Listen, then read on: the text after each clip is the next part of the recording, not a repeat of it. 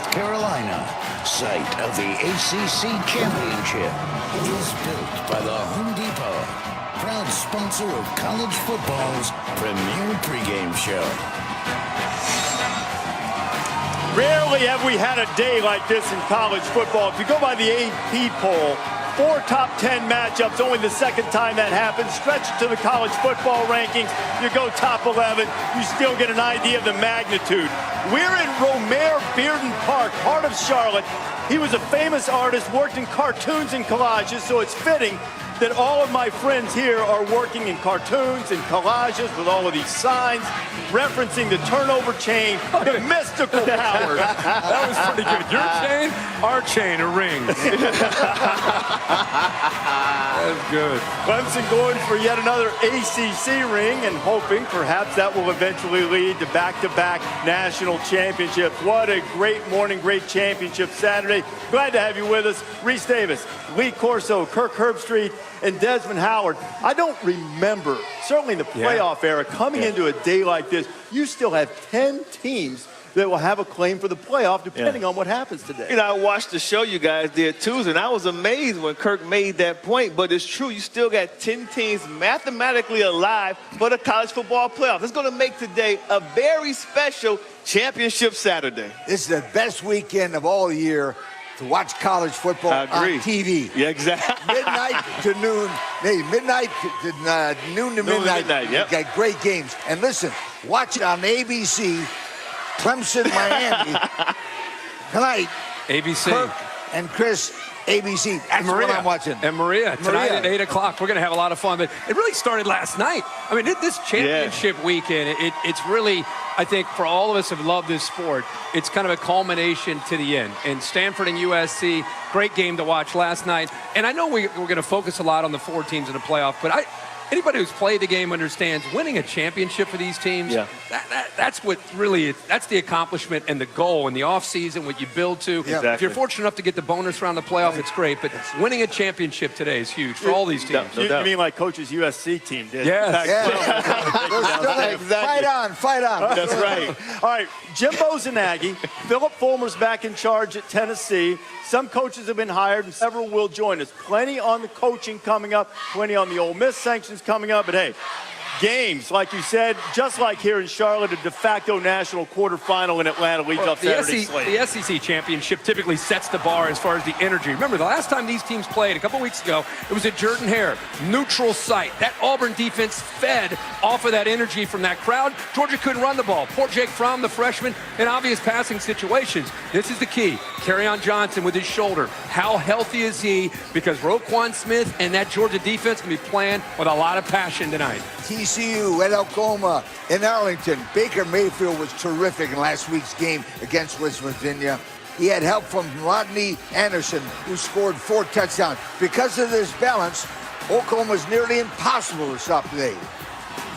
In the American, Memphis and UCF. What do you think about that? O'Reilly Ferguson's been spending magic bean. Now, UCF took them apart in the regular season, but Memphis trying to answer, UCF trying to finish a perfect season.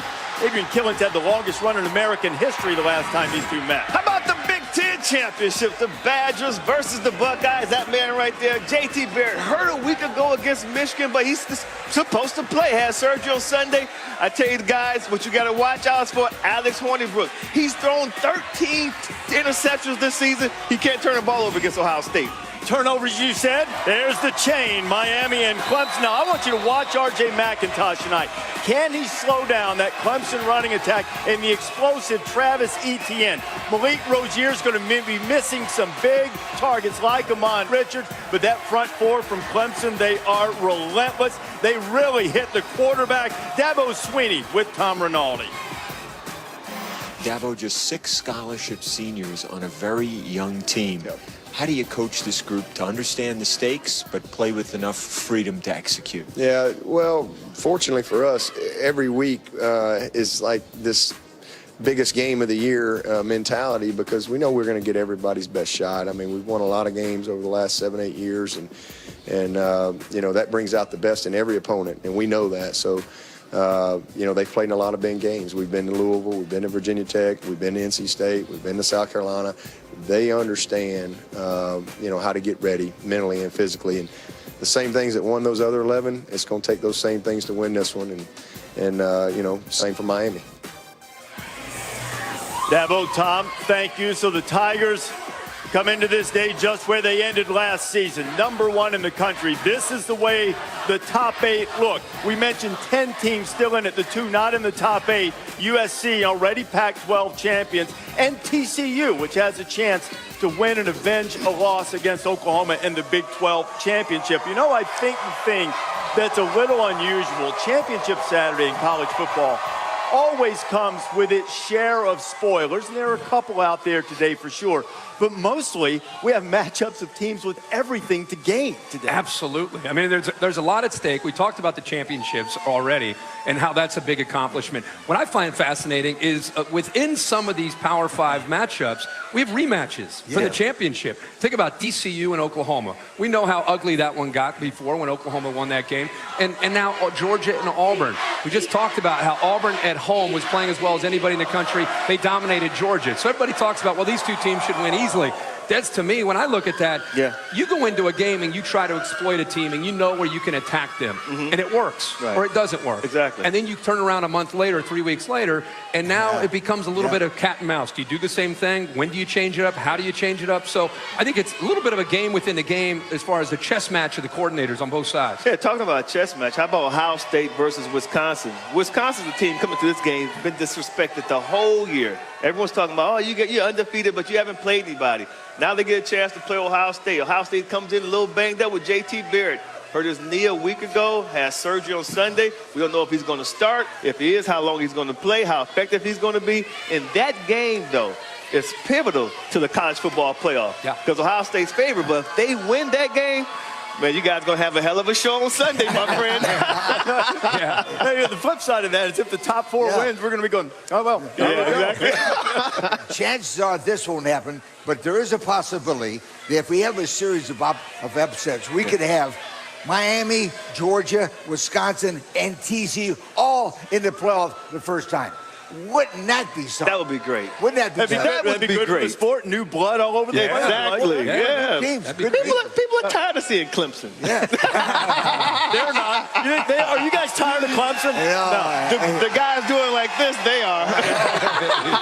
That may very well be true. We'll talk about who might be best positioned to shake up this Saturday. Look, we live for days like this, and we're honored that show, College Game Day, has the opportunity to be in the middle of it. I'm sure many of you have heard about the ESPN layoffs this week that affected so many of our friends and colleagues, 150 of them in all, moving on to the next chapter of their careers. And while we salute and thank all of them, there's one man particularly that we want to wish well that's been an integral part of the Game Day family. Stu Barber, the former producer of College Game Day from 1997 to 2003, during a period when this show really took off and had great growth. Stu, we wish you well. We thank you. You're always part of the Game Day family, and I hope you enjoyed this show today and realize that this is part of what you were able to build. Stu and all the rest of you, thank you very much for that. Thank you, Stu. College Game Day from Charlotte on a championship Saturday inside College Game Day. All right, who wants to coach Tennessee? Not Schiano, not going to be Gundy, not going to be Brom. It's not going to be Dave Doran. What a week for the Vols. What's going to happen next? And let's introduce you to the most popular person in the Clemson program, the guy who claims to keep Dabo in line. Coach Sweeney is my man.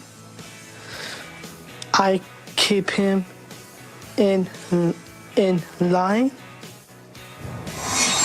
A remarkable story that you'll see from Gene Wojciechowski on a championship Saturday. What a day we have in store. 10 teams enter the day with playoff aspirations, and we've got guests all over the place. Nick Saban's going to be here. I've already seen Dan Mullen. He's going to be here. We'll visit with Kirby Hocutt. Dave Doran's going to show up. Oh, can't wait to see Dave. You know who else is going to show up? Who's that? Uncle Luke. Boozer Campbell's our guest picker. He'll make picks as nasty on both sides of the rivalry. And joining us now on the set is this gentleman, Dan Mullen. What a great job he did as offensive coordinator with the Gators, leading that offense under Urban Meyer to a couple of national titles, got his chance at Mississippi State, and gave the Bulldogs more sustained success than they'd ever had in the history of their program. And then just a few days ago, Dan Mullen named head coach and going back to Gainesville as head coach of the Florida Gators, and pleased to have Dan join us now. He brought his hardware too. Yeah, he brought the hardware. I got one of these. I got to wear. I've never worn it until Monday. Those have been in storage since then, Been in right? storage. Orange tie, everything ready to go now. I'm organized. Okay, you spent almost a decade in Starkville. How would you describe the decision to leave and go to Florida? You know what? It was really hard because you have so many great memories, so many great friends. The people of Mississippi treated my family and I so well. And you know what? It really came down to my wife said, we've had opportunities in the past and you've gotten different people call. I got the phone call from Scott Strickland say, hey, you are the guy we want to hire. And went and looked at my wife, and she said, normally we have discussions. Is it the right time? Is this good, that good? She looked at my wife, said, I might as well go back because your face just changed completely from anything else that's ever been said to us, that we were ready to go. So we're ready for the challenge. You know, we talked about it. I looked, and she's like, you ready? I said, I'm ready. I can't wait to get down to Gainesville and try to get the Gators back on top. Reese talked about that ongoing success, 7 of the 9 years, 7 wins or more in Starkville, which has never been done. You're going back now to Florida where you've been around winning. What's the key to sustaining success and keeping hunger and avoiding complacency? You know, the biggest thing you have to have is alignment from top to bottom. You know what I mean? I'm talking from the president all the way down to the receptionist in the football office. Right. Complete alignment that everybody's on the same page, know what your standards are, know what your expectations are. Every single player, anybody that works in the office, anybody that coaches, anybody that deals with the players, you have complete alignment that everyone knows what you expect out of them and what you're going to demand out of them on a daily basis. And when you have that, everybody, they understand, and everybody is then striving for that success. Okay, that's great. Dan has some insight to one of the rematches that we'll see on Championship Saturday, and we'll talk about Auburn and Georgia. But rematch has been a theme for Championship Weekend. We saw one last night in the Pac-12 with Stanford and USC. Bryce Love, Desmond, I mean, he was playing hurt. He still had 125 yards. He really went on guts last night. I tell you what, so impressed with this young man. He's a warrior. Gave his team everything he could every time he had an opportunity. Wasn't in on the 4th and goal. Cameron Scarlett was stopped short. Great play by SC. Yeah, great job on the outside there by Wusu. And all of a sudden, you're looking at a turning point because of this play right here by Sam Darnold. That looked like it was going to be one of Sam Darnold's mistakes. Yeah. One of those plays, and then he steps up and then all of a sudden throws a dime, and then they go down the field and take a 10-point lead. And you're thinking, hey, they're up 10. This game's over. Yeah. Ronald Jones had 140 yards. USC, Pac-12 champions, 31-28. We sit here with 11 wins. We sit here as a conference champion. We sit here with an unbelievable strength of schedule and have the opportunity to show on national TV, I think we were the only game on, who we are. Obviously, the reality is we'll need some help. But if you look up and there's 4 teams that are 2-loss champions, conference champions, I think we deserve to be in the discussion, especially the way these guys have finished the season. They're hot right now and they're playing good football. LC might have sent him that script. Now, wait. His national champion. The preseason thing, Corso picked USC to win it all. Yep. And he hopped off the bandwagon. And he has. real fast. He's back on because they've gotten hot. So USC took care of its rematch. You know, wait till next year is sort of giving way to wait till next month. 3 weeks ago today, Auburn beat Georgia. Oklahoma beat TCU. Both games were decisive, and nothing happened in those games that would make you think that today is going to be any different. But there is that old adage about how tough it is to beat a team twice in the same season, except for this little fact in the SEC and the Big 12. In rematch games, in the conference title game, the regular season winner has gone 9-3. So a sweep, more the norm than expectation. Turn the lights out in Athens, Georgia. But that'll do it. Statement made. Seeing as this is the only team we lost to, it's a lot of motivation to get this win. To have a championship on the line is big. To get that emotional edge back, to do it twice is tougher than it is to have that edge when you lose. We've got to give Oklahoma credit. They got after us. They big played us. I didn't know Auburn could maybe win that big, but I knew Auburn had that capability. Touchdown, Auburn! Our confidence is at an all-time high. We have this mentality where we're just hungry. You have everything to gain, and that needs to be our mindset. Teams are going to know each other well, know the personnel well, so there's probably not going to be a lot of surprises. It's such a great slate coming up this weekend that could just blow everything up again. People ask me, what do you think's best for the Big 12? Well, what's best for the Big 12 is Oklahoma probably to win because they got the best chance to get in. As far as the head coach is concerned, you've got to put TCU first. It's all about advancing.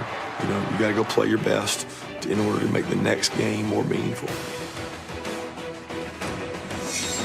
The games are meaningful and huge. You see the rematch history in the SEC, and only the 2001 LSU team, Nick Saban, knocked off Tennessee after the Vols had won the regular season meetings. Everybody else has been able to pull off the sweep. Auburn won big in the regular season meeting against Georgia. Dan, you played both teams this year.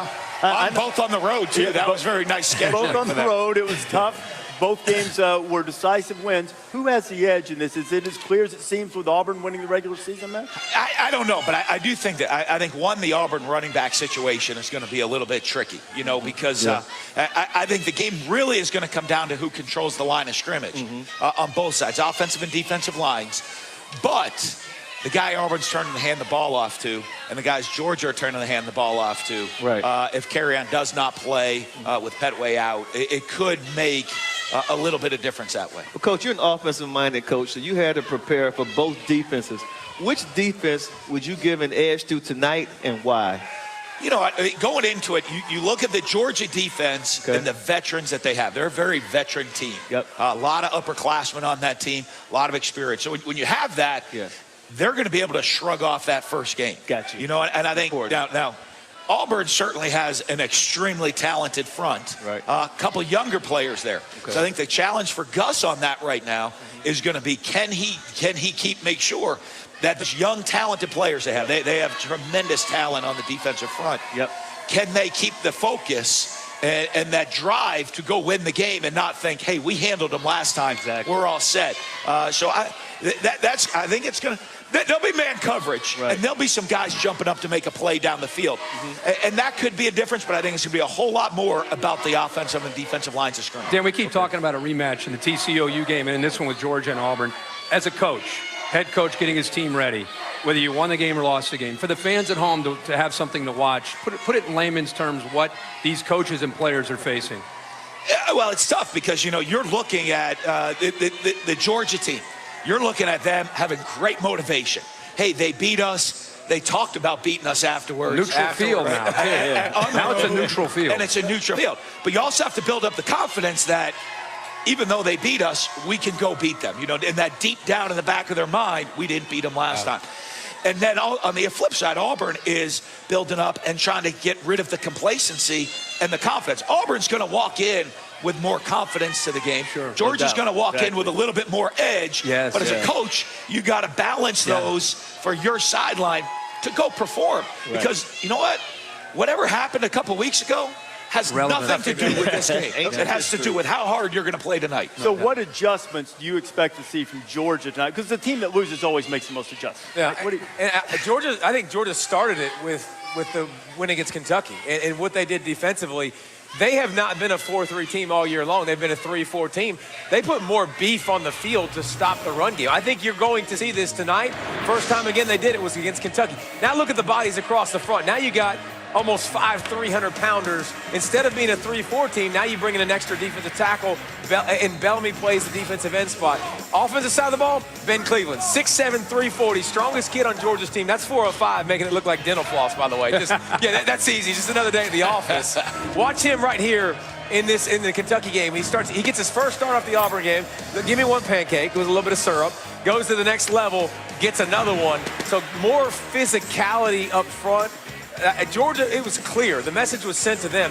Y'all got beat in the trenches just like Dan talked about. They got beat up front and made some changes, make some adjustments, and that's what I think is two things you can look at in this game that will be different. And what about the other game that's a rematch today, TCU and Oklahoma? Baker Mayfield put nearly 400 on Gary Patterson's defense last time. And because of the way OU can score and how quickly they score, they were up 38-14 in this game. If TCU has a chance in this game, they've got to play better early and get themselves to believe. Dan Mullen just talked about that, getting your psyche right. You got to have success because number 6 is going to score. Here in Marvel, how does Baker Mayfield do that? What is underappreciated to me are the receivers, the tight ends, and even the offensive linemen not getting downfield. It kind of all works together. And Gary Patterson, in my opinion, you got to get aggressive. You can't sit back, get aggressive, and play buttoned up, and do not give them that big lead. What are you doing? Yeah. What are you doing against Baker Mayfield? You don't want to I don't know that Gary Patterson's the guy you always want to challenge and say, hey, can your defense show up and play? Yes. Over the last couple of years, TCU really put a lot of points on the board, has gotten to be known for a little bit more offense. But Gary Patterson, deep down inside, defensive guy. He's going to accept that challenge. Exactly. Especially the way they played in that game. You know he's going to. Now, it was over in the Mayfield, now with Baker Mayfield and having a veteran quarterback that can make plays on his own, that's always you can accept that challenge all you want. Yeah. You still got to play. Our friend the Bear has a feeling on that game. That's top of the board. On the board, there we go. I agree with what Coach Mullen said. I think Gary Patterson, the challenge of being embarrassed like that, typically these games prior to the one in Norman a couple weeks back, they have been close one-possession games since TCU joined the Big 12. I mean, you touched on a quick start. Nick Ward suspended for the first half. That could be big, but they get some guys back. Wouldn't it just be karma for the Big 12 adding this conference championship game? They've had more big upsets than any of them. It almost feels too perfect for TCU to pull the upset today, but I don't think they're embarrassed at all. I think they play well, and if they don't win outright, they keep it very close. Wow. So not outright, though. You're not saying outright. Closer. I think they could win the game outright. No. Yes, TCU wins the game. There you go. TCU wins the game. There we go there. I don't think Kenny Hill was fully healthy that first game either. Is the board in confidence pick? So you have your top pick. Does that mean that's No. your most confident? I think the bottom might be the most confident, actually. I do it in the rundown order. I like the way the rundown is set. Stick around. Go with the flow of the show. Stick around for that one. Let me take you inside what Bear just did right there. That's called time spent viewing. A little pick a little later on. Hey, Dan, thank you so much for stopping by. Best of luck in Florida. Thank you. Thanks for having me here. All right, thank you. All right. He almost went Hit State. I saw him. He got Great morning here in Charlotte. Maria Taylor is with us. Maria, good morning to you. Good morning, Reese. So Florida made it look very easy to go through a coaching change when they hired Dan Mullen, but it's been a rocky week on rocky top, and everyone has an opinion about who should be the Volunteers' next coach, including one important former head coach. But over at Auburn, Jarrett Stidham, he's on fire, and he's on the verge of taking Auburn to their SEC championship and a college football playoff berth.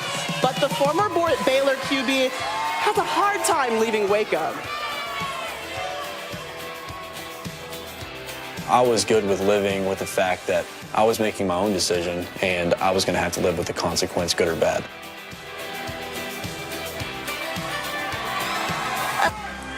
Certainly, we lend our support to all of those who are fighting cancer. Jimmy V Week, an important cause to our company, and hope you can chip in if you can. Aerial coverage provided by Goodyear. When Mother Nature blitzes, you'll need the very best traction on and off the field. You'll need weather-ready Goodyear. More driven. Wheels Up Fly Cam giving us a peek over Romare, Beard, and Park. Solid. Heart of Charlotte. I'm really impressed. That's tough. I mean, yeah, and also because it's a drive for a lot of Clemson fans. Yeah. They are out here early and ready to go for this ACC championship game. Championship Saturday is the game in which many teams aspire to play, but it has been 10 years since Tennessee has played on Championship Saturday, and nearly twice that long since they won the SEC. Now, the quest to find the man to restore Big Orange glory turned into Homer's Odyssey meets the Hindenburg. What appeared to be a very efficient, quiet search that would bring Greg Schiano to Knoxville quickly devolved as social media vigilantes used their thumbs and pitchforks and ostensibly built a case based on hearsay and refuted words that Greg Schiano, during his time as an assistant at Penn State, knew of the atrocities there, and it led to an unraveled weekend for Tennessee. This is an absolute disgrace. Boycott Tennessee football. Tennessee desperately wanted to hire the former head coach of the Tampa Bay Buccaneers. When it turned out the school reached an agreement with Greg Schiano, volunteer types lost their minds. They had a memorandum of understanding with Greg Schiano. They have now rescinded that memorandum of understanding. Now all of a sudden Tennessee is too holy that they don't want Greg Schiano? Who the hell does Tennessee think they are? I've covered college football for more than 35 years, and I've never seen anything this bizarre. Oklahoma State's Mike Gundy met with Tennessee officials today for their vacancy. They were preparing to give him a boatload of money. Mike Gundy has decided to stay in Stillwater after all. So we had Schiano, which didn't work. Mike Gundy said no. David Cutcliffe said, thanks, but no thanks. Reports that Jeff Brom was going to leave Purdue for Knoxville. The making of the sausage has turned ugly. There have been numerous reports that Philip Fulmer had meddled in the search and even undermined it. I talked to Philip Fulmer this morning. Those are allegations he flatly denies. He said that he made 2 calls at the request of John Curry and visited a coach at the request along with John Curry. But now Fulmer is in charge of this entire search. But there has been so much ridiculous drama and just haphazard approach to it. It's been a clown show, really. I mean, I'm not trying to make fun. It's just been ridiculous. Yeah, it has been bad. It's been brutal. There's no shame in what they did. You ever seen anything like this in all the years? Never. I don't think any. It's unprecedented. I think the message is that it gave the fan that typically doesn't have a voice, when they unite, it gave them a voice. And in Tennessee's case, they caved in. I think if you're an administrator out there at another university, you have to use this as a kind of an example that this is probably could come to you. And you have to be ready to weather the storm and deal with your decision that you collectively made. They vetted the entire process collectively.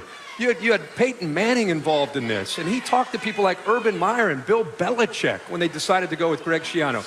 Those are brilliant minds when it comes to this sport and making a decision, and the masses didn't like, they could say whatever they want about Penn State, they didn't like who they hired. They didn't like the results of how he did as a coach at Rutgers and Tampa Bay. That's the reality of it, so they decided to bring him down. And Tennessee caved in. To me, that's where this whole story got started. Right. But I think there's a message there for future coaches or future administrators. No, you're right about that. And we watched the press conference yesterday, and that's when they started to try the damage control started yesterday afternoon around 4 o'clock. And when they announced Phil Fulmer as the AD, I thought, like we said, the fans and everyone, they were fragmented, right? Everything was like just fragmented. Everyone was going their separate ways. I think Phil is the guy who could bring everyone together. They love and respect Phil Fulmer there. The fans started to pay attention. They started to quiet down. I think now, because he's the athletic director, he made a very interesting point yesterday saying, now that I'm the AD, there are probably guys out there who were not interested in this job who will become interested now, because now there seems to be some stability in Tennessee where, 48 hours ago, there wasn't any. And when you look at it, no coaches, first of all, a lot of coaches are saying no to this job for a reason now, the way they've handled it. That's evident. You need an AD because you need to know who you work for. So Philip Fulmer, that's in place. Listen, dude, when you look at this job now and the way Georgia's taken off, Dan Mullen was just on the set the way we think he can do with Florida. You look at South Carolina with Will Muschamp. You look at Kentucky with Stoops. The SEC East, everybody's kind of got a pulse in a direction of where they're going. Tennessee needs to join this fray at some point. They need to obviously go out, get them a coach, because what they've done up to this point has obviously hurt the program in a massive way. I think Philip Fulmer, going to what Des said, unified them. Yeah, I think it's one of our guys, one of our own. They've really had guys that they've been from everywhere else but Tennessee. Exactly. So now here comes a guy who is incredibly successful as a coach. I think you're right. It seems to calm things down. And now he's just got to go out and make a great hire and put all this mess to bed. And he told me this morning that he might be able to revisit some of the people who previously had said they weren't interested. Whether there is really this big change in the people being receptive to the Tennessee job just because Philip Fulmer's the AD, I think it would be wise to wait and see if that's the case on that. But that is what Philip thinks right now. And certainly, if nothing else, it has unified a fractured volunteer fan base who just yesterday, this rock, which has had messages on it all week long, welcome to the Tennessee Browns, double shot because of the prominent Tennessee booster, Jimmy Haslam, who's the owner of the Browns. They haven't run out of paint yet this week. I mean, that rock is that the same rock's been worn out. They keep going down to the Home Depot. Okay, now there's a little subtlety. There's a little subtlety in this coaching message for sure as Tennessee looks. This image is a little bit less subtle. You see, let's see the next one in Tallahassee. That's Jimbo Fisher's Christmas tree. We barely started in December, and Jimbo Fisher is on his way to Texas A&M. The Christmas tree is out by the street to be picked up. If it's still out there, just a little helpful hint. Go get it. Maybe get yourself a saw at the Home Depot. Go pick up that tree. I'm sure it's a nice one. Saw about an inch off of it. Should be able to drink the water and be good. I like that they did Christmas that early in the Jimbo household. That makes me very happy. And seeing the tree like that breaks my son Demir's heart right now. Yes. He's all about Christmas. Yeah, he's sad. But Jimbo, it's going to be a good Christmas in the Fisher household, going to College Station. $75 million guaranteed. I actually think this is a win-win situation here for both Jimbo Fisher and Florida State.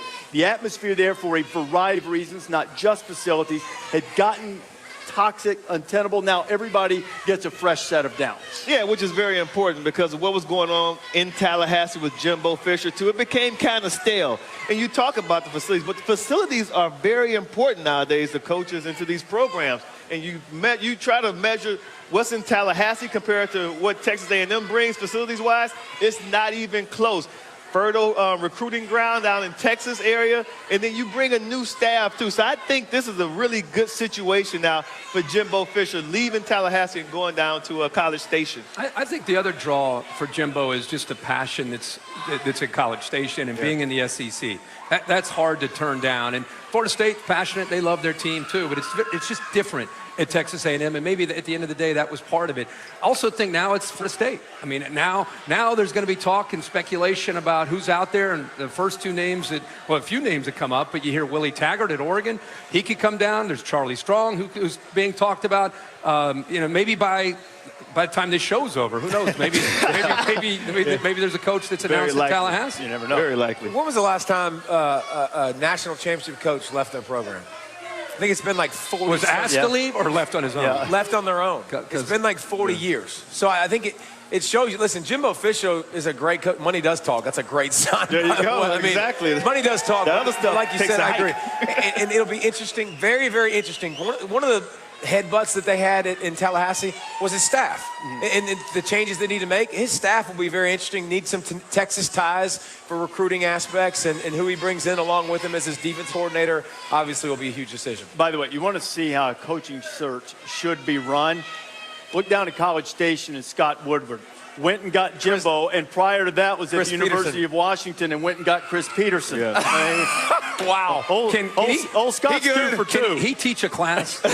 He good. He might want to keep that proprietary knowledge there. Hey, Mark Schlabach joins us now, and Mark's been following all of his coaching news. Mark, you've heard what we're talking about. I think the next question is, what is next for Florida State now that Jimbo's gone? Well, Reese, I think Florida State does move quickly. John Thrasher, their president, says they'll have a successor for Jimbo Fisher in place pretty fast. I think Taggart is at the top of FSU's wish list. He's a native of Bradenton, Florida, regarded as one of the top recruiters in the country. Rebuilt programs at Western Kentucky and then South Florida. Went 7-5 at Oregon this year. He does have a 5-year, $20 million extension offer from the Ducks. He says his agent is currently mulling that over. If it is not Taggart, I do think Charlie Strong's in the mix. I think Virginia Tech's Justin Fuente and maybe Kevin Sumlin, although I'm not convinced Texas A&M and Florida State are going to swap coaches. Okay, a guy that's playing for a championship today, Mark, that's been hot on the coaching news circuit has been Scott Frost at UCF. They take on Memphis in the American Championship. Foregone conclusion that he's going to Nebraska, even with the potential that Oregon, where he used to work as an assistant, might open? I think that's the big question. I think he signed, sealed, and delivered to Nebraska, where he played quarterback. I don't think he'll tell Tom Osborne no. I think the fact, if Oregon opens and Taggart goes to Florida State, does it cause him to pause? He worked at Oregon from 2009 to 15, knows the environment there. It's probably a better job with the facilities and Phil Knight's checkbook. I think it's something Nebraska fans have to be a little bit anxious about, but I think in the end he ends up in Nebraska. Okay, you're in Atlanta, SEC championship game, Auburn and Georgia today. Do Auburn fans have any reason to be nervous about Arkansas's potential pursuit of Gus Malzahn? Reese, I'm told Arkansas is on hold. They're waiting for Gus Malzahn to coach this game today, and then a source close to Gus tells me Arkansas will back up the Brinks truck to bring him back to the Razorbacks. I think it's going to be a difficult decision for Gus Malzahn. I think if Auburn wins this football game, makes the college football playoff, I think it greatly enhances his chances of remaining at Auburn. But he's got 3 years left on a contract that pays him about $4.75 million annually. Auburn's going to have to step up. The source told me it's amazing it has gotten to this point with Gus. Auburn has to decide if they want him there. It is really a remarkable thing and perhaps the most bizarre coaching carousel in recent memory. Mark Schlabach reporting from Atlanta. A lot of these coaching carousels have gotten silly here, but we talked about how well Texas A&M did. Yeah. What about Mississippi State here going with Joe Moorhead, the Penn State offensive coordinator, and they've changed to more cowbell. That's pretty clever, huh? Well, that's done. Yeah. And thanks to the Hail State, damn one didn't want this shit. They didn't waste any time on their search, and they got a guy. And I love that hire. And they got the T-shirts. I like the hire. And the offense is it's turnkey to what they've just been running with Dan Mullen for Nick Fitzgerald. That's a great one. And you also have a situation at Ole Miss. They decided that they're going to keep Matt Luke as the head coach. And yesterday, Ole Miss got word from the NCAA about the sanctions handed down as a result of the investigation in their program. They've got another year of a bowl ban, making it 2 years, had a self-imposed one. You see some of the other penalties they've gotten, but I think perhaps the most notable thing to come out of this, Hugh Freeze did not get a show cause penalty. What that means is if you want to hire the coach, you have to go tell the NCAA why your school shouldn't be punished. Freeze, if he is hired this year, would have to sit out 2 conference games, but otherwise opens the door potentially for Hugh Freeze to return to the sideline. Wow. Returning to the tailgate scene here in Charlotte, that is Chef Troy Gagliardo from Ink and Ivy. It's just over my left shoulder down here in downtown Charlotte. Get the Home Depot Game Day tailgate. Knows his grilling stuff when it comes to game day tailgating. He's got a surf and turf tower working. It's that time of the week, best of the worst. Got the job, we got to tell you. We know it rarely goes that way now, does it? No, because our show needs it. Clemson, Auburn, Oklahoma, and Wisconsin, and you see the next 4 hoping that they will wipe their way into the top 4 by Sunday afternoon. Now this is Grapevine, Texas. This is the committee room where they're going to watch games today and through the night. This is where they'll go in and start voting, and the chair of the College Football Playoff Selection Committee is Kirby Hocutt. Kirby joins us now. Kirby, thanks for spending time with us on what I know is going to be a busy weekend. We've already seen USC win the Pac-12. Highest ranked team in the Pac-12 was the Trojans at number 10. What impact did their conference championship have on the evaluation of USC? Well, good morning, Reese. Appreciate you having me on. The selection committee arrived last night, was able to watch the Pac-12 championship game together. Obviously, congratulations to Southern California for getting that 11th win, adding that championship to their body of work, to their resume. It's hard to say what that will do overall because we got to watch the games today and see how the other championship games play out. Now, there would be quite a jump. There are teams ranked 8 through 11 who believe that should they win their championship game, or in SC's case they already have, deserve to be in that top 4. How would you describe the feeling in the committee room about jumping teams that far, where you had them ranked 1 week going into this game and potentially making it into the national semifinals? Well, as we've seen over the course of the season, many things can happen over a course of a weekend in college football, and this weekend's no different. We've seen the regular season play out. It's been an exciting regular season, but it's not a stretch to say that there's still a lot of football left to be played. So at the end of the games tonight, we'll go back into the conference room, as you mentioned, and we'll re-rank these teams based upon what transpires today and the results that happens. So as we do each week, we'll start with a clean sheet of paper after the games today, and we'll rank the top teams in the country. Kirby, there is a potentially polarizing decision that could come up. should Wisconsin lose in the Big Ten championship game. You might, look, there are other teams considered, but you might be left choosing between Alabama and Ohio State, easily the two teams who elicit the most reaction from fans outside their own fan bases.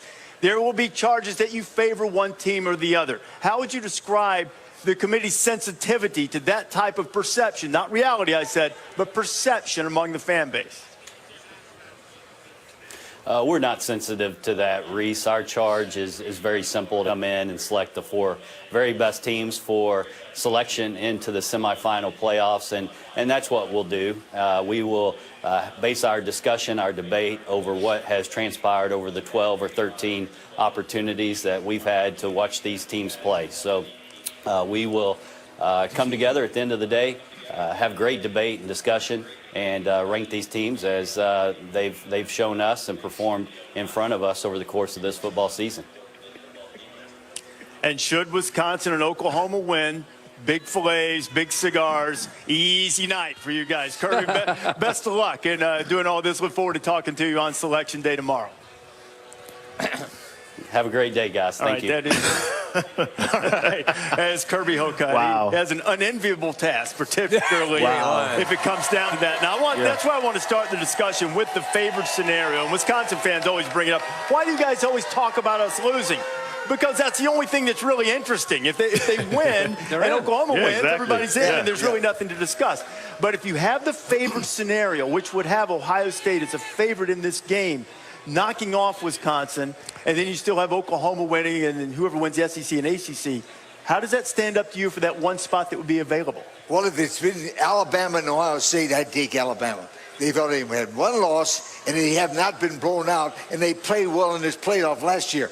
And contrary to that, Ohio State had a playoff loss to Iowa, and they embarrassed the committee last year at the way they performed this game.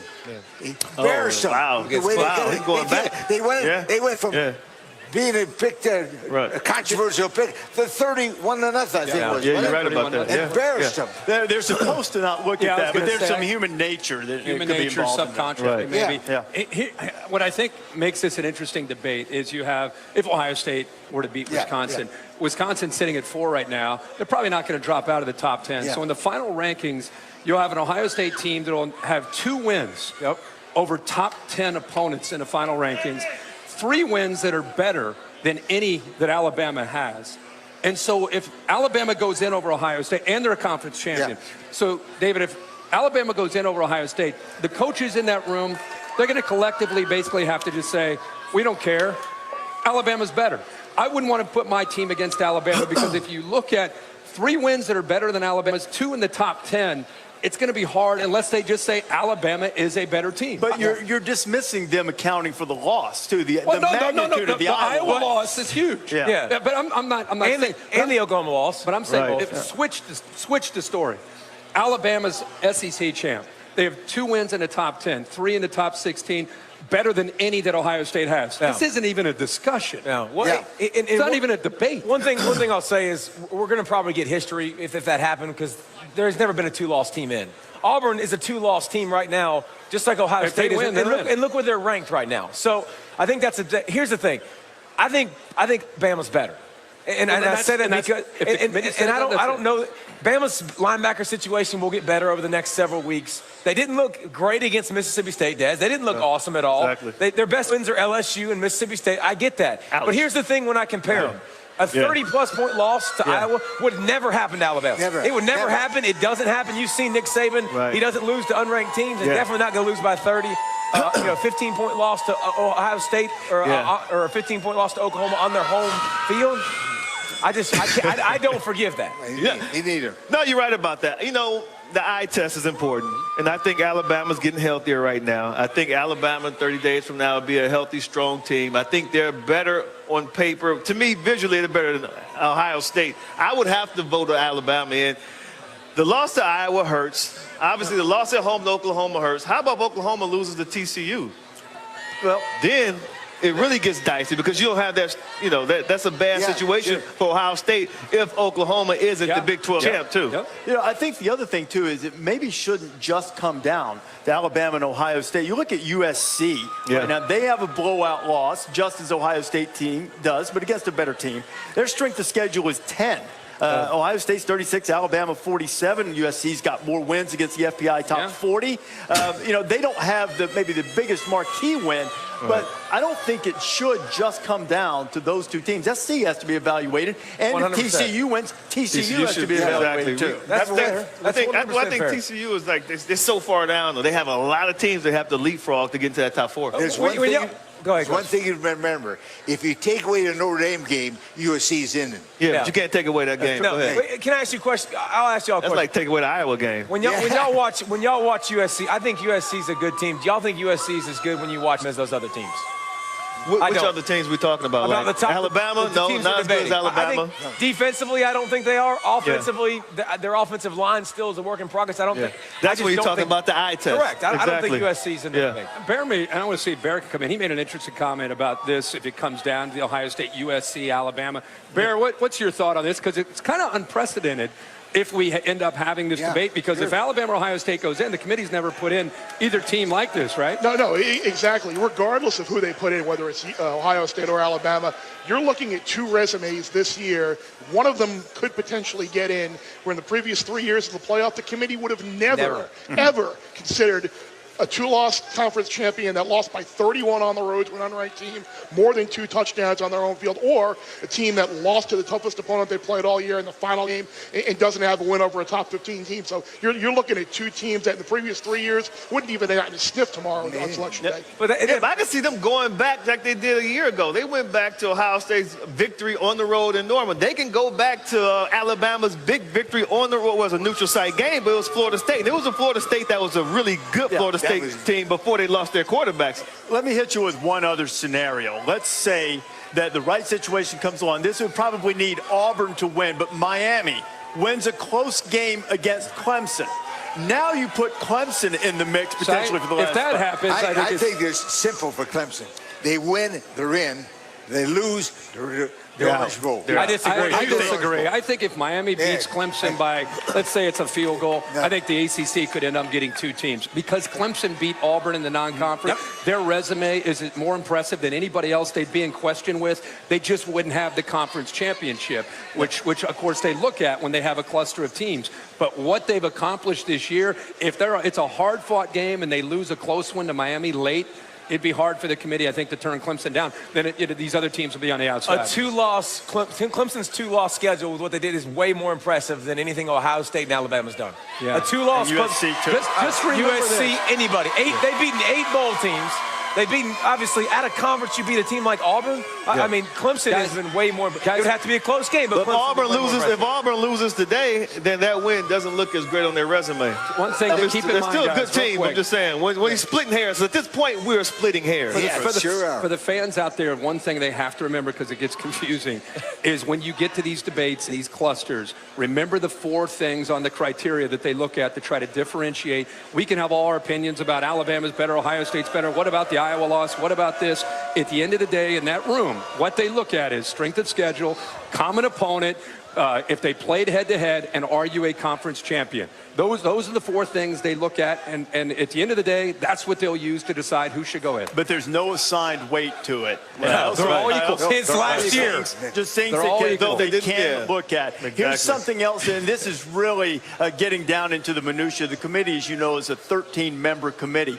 There are recusals in there. Gene Smith, the athletic director at Ohio State, is on the committee. Dan Radakovich from Clemson on the committee. They won't be voting for their own teams, and if it comes to it, if those teams are ranked and potentially could affect their opponent in the playoff, they won't vote on them either. You also have Frank Beamer, whose son's an assistant at Georgia. He may have to recuse himself. 7 degrees here. Goodness gracious. So I said all that to say you might have only 10 of the 13 who actually are able to cast a vote on the top 16. Wow. What a great system we got here. Yeah, Now, wait. I think it is. It's a good I know you do. That's another roundtable discussion on the demo field. There's some subjectivity involved, and it's good. We're going to have the unveiling of the rankings. College football playoff selection show is going to be 4 hours. It would be noon Eastern time. I say this all the time, but we think it's kind of a cool deal. You see it just as quickly as we do. We don't have any vision ahead of time, except for the guy who has to do the graphic. He's the most powerful man in college football for about 10 minutes while he's putting in the graphic. We'll have his name by tomorrow. I think it's branded, but I'll check on it. Louisiana Monroe and Florida State. There is the man who's going to be leading the Seminoles today, Odell Higgins, who takes over after Jimbo. Players didn't want him to stay if he wasn't going to commit. Coca-Cola Zero Sugar counting us down to kick off there. Akron and Toledo, and I think that we might have a bit of a bad omen for the Zips as Toledo shows up. The Zips equipment truck, when they got to the MAC championship game, crashed into a dumpster yesterday. That might be a bad sign. Coca-Cola Zero Sugar counting us down to kick off there. An hour and 51 minutes to go. And still to come, UCF is playing for a championship, and Shaquem Griffin is a story. Thank you. I think they're excited about the ACC championship game today. This almost certainly will function as a national quarterfinal. All of the mascots. Sebastian actually gets to stick around for the game for the first time since the Canes joined the ACC. Coming up on College Game Day, the toughest guy in Clemson football is 5'4", a couple of heart procedures, and has been an inspiration to the Tigers. Wait till you meet him. And this is a list that you really don't want to be on. You had one job. Who does it well and who doesn't? That's coming up on College Game Day. And Nick Saban will join us a little bit later on. Saban hoping that he gets good news on Sunday. He'll also talk about the two teams that will meet for the SEC championship this afternoon in Atlanta. Downtown Charlotte, Clemson, and Miami getting set to square off for the ACC championship. Tigers trying to win it for the third straight year. Coca-Cola counting us down to kickoff in this championship Saturday, an hour and 45 minutes away from the start of your final Saturday of the regular season. With all due respect to Army-Navy coming up next week, where College Game Day will be there as well. We're pleased to be joined here in Charlotte now by the head coach at North Carolina State, Dave Doran. Dave's been an interesting week for you, pursued by Tennessee and opting to stay at North Carolina State. What's the week been like for you? It's been a lot of turmoil. It's great to have interest, but we love where we're at. My family's really happy, and we feel blessed to be able to stay in Raleigh and be a part of this university for a long time. I know Dave has insight into these two teams. Obviously, great games against Clemson the last 2 years. Played Miami year before last, or last season, I should say. So we'll get his insights on this game as we look back now. Good year. Blimp-worthy moment flashback takes us back to Clemson and Miami, October of 2015, and Clemson just took them apart, completely. In every way. The defense coming up with a bunch of picks. Athletically, it's weird to see Clemson make a Miami team just look JV, but that's what they did. I mean, they were able to dominate the game, making big play after big play. You think everything's different? You see Al Golden, what was his final game? 21 players on the 2D for both teams that day in the 2D for this championship game today. So that 58-0 game sort of turned things in a different direction for the Canes. Al Golden was fired after that loss, in which his team only got 6 first downs, looked non-competitive. After Mark Richt lost his job, he came back from Georgia to the U to take over, and the wins have followed. Had the 9-win season last year, beat West Virginia in the Russell Athletic Bowl, captured this turnover chain magic, won the Coastal for the first time, and now playing for the ACC championship. Miami Athletic Director Blake James was in church when he got a message on the phone that Mark Richt had been fired at Georgia. It was divine intervention for both sides, because for all the success that Richt had at Georgia, candidly, it had gotten a little stale there, and maybe both sides needed a fresh set of downs. Richt is back now to doing what he does best, coaching quarterbacks, calling ball plays, and he has invigorated his team with confidence and swagger that has them playing for the ACC championship. Mark Richt and Tom Rinaldi. Coach, with the injuries to Richards and Herndon, who do you have to rely on most to replace their productivity? Well, Michael Irvin Jr. at tight end, and then there'll be a few different receivers that'll have to step up. We've been playing a good many receivers, and there's it's not like we can just create a new one. So But the tight end position, Herndon's been playing, Michael Irvin's been playing a good bit, but not the amount he's going to play in this game. So it'll be interesting to see how he holds up. An inconsistent performance from your quarterback, Malik Rozier, a week ago. Yeah. What has your message been, and have you coached him this week? Yeah, just go back in there and let it rip. You know, you just got to believe and do your thing. And it was a rarity, but there was enough times he missed his target where I was going to get him out a minute and let him settle down and go back in. Good luck to you. Appreciate the time. All right, thank you. And Malik himself has said he's holding himself and teammates to a higher standard this week as they come into this championship game. Dave, you know both teams very well. What matchup does Miami have to win the game? They're going to have to stop Kelly Bryant in the run game, you know, and for them, in my opinion, the best thing Miami does is get the ball back on defense. You know, they do a tremendous job with takeaways, and they've made that a culture on their football team. And Clemson's so good at running the football, and Kelly Bryant's been really impressive. So if he can be a guy that runs around, you know, makes plays on his feet, then it'll be a difficult day for Miami. What do you Coach, when you prepared for Clemson, you were watching film, give me a player who you thought this guy is really important to their success, but he's not getting enough credit. Is there a player who jumped out at you like that, who might be an unsung hero in tonight's game? You know, I just think their linebacking core doesn't get a lot of talk. You know, their D-line obviously is very impressive, but I think their linebackers have always been really active. I think Brent Venables does a tremendous job coaching those guys, and they're disruptive, and he gives them calls, and they got to check and move guys around, and they run the show for him. I just think they direct a lot of traffic and make a lot of plays, and they're good tacklers for them. Okay. Miami's chances depend play of Malik Rozier. The guy has 25 touchdown passes this year, 9 interceptions, and he can run the ball. Ask Notre Dame. He's 12-1 as starter. That guy's the leader. He's got to have a great game. That's what makes it interesting is last week's game, he's asked to sit down with Mark Richt, and now he's coming back and he's playing in a championship game, and I really think that his feet are going to be the key. Yeah, I mean, we could talk about his ability to throw, but if you went back and really watched the Virginia Tech game and the Notre Dame game, that's what he was able to do, and it was a variety of ways that he was able to do this. Number one, the zone read, like the midline read, where you have a guy collapse down and you pull it and he can pick up big yards. He was very, very quick in small spaces, and in both of those games, and I think that'll be big. This is the other thing, is just his recognition. When he is on, he sees things, and this is a quarterback read draw. Linebacker gets out with the formation. He sees it, he's got it in the inside, and he takes those yards instead of throwing it to the outside. And this is maybe the most important, being decisive. When things aren't there, be able to abort right away against a defense like Clemson. He doesn't have time to sit back there and think like he did last week against Pitt. I think he's got to get back there and make quick decisions. And one thing we know is Brent Venables will come after you in a variety of different ways. If he is at 3rd and 2, 3rd and 3, he's got a shot. But if he's at 3rd and 7, it'll be a long night. Whatever the weather, wherever the games play, the Clemson defense comes to play as one of the nation's best. They're tremendous. You can't help but love the defense. Yeah. Now, the first down, here's their first thing. They are great on the rushing defense. They've only allowed 5 rushing touchdowns all year. And they're second in the nation in sacks. Now watch this hit. Oh, boom. Oh my goodness. Ouch. Oh my God. And then scoring defense, they're 4th in the nation. But they also get turnovers. Look at that.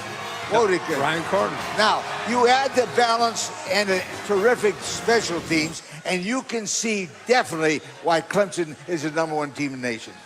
Clemson's hit the quarterback more than any team other than Michigan in the country. What's the biggest impact on a quarterback from that Clemson defensive front? Well, he's going to give you a lot of different looks. I mean, they're going to bring pressure and being odd and even fronts, and he does a great job of disguising his coverages with his blitzes. And so, you know, pre-snap reads and post-snap reactions from your quarterback and just protecting the ball and making sure you don't put your defense in a bad position. You know, for Miami, if they just finish every drive with a kick and don't turn the ball over, they're going to be in this football game because they got a good defense too. Manny Diaz does a great job. I'd love to ask you about, we just talked about Rozier. He's coming off a tough game. You're his head coach. you want to try to get him going again because he's very capable. Right. What would you like to see from him early as a coach to try to get his feet back underneath him and be able to maybe find that rhythm that he was playing with against Virginia Tech and Miami, or in Notre Dame? I think you try to find some formations where you can get him those easy completions and get his rhythm going, and also get him hit. Let him run a little bit and feel his pads, because he is an aggressive player, and let him have that success with the run game and the easy completions underneath, and then things will happen for him after that. Okay. Dave, we appreciate you spending time with us. You're one of your guys, Bradley Chubb, Defensive Player of the Year. Thanks a lot. Yeah, it was great for Bradley last night. I appreciate y'all having me, and go Pack. All right. Dave Doran sticking around in North Carolina State, hopes that he can get the Wolfpack into this championship game. You can see Miami and Clemson tonight, 8 o'clock Eastern time on ABC.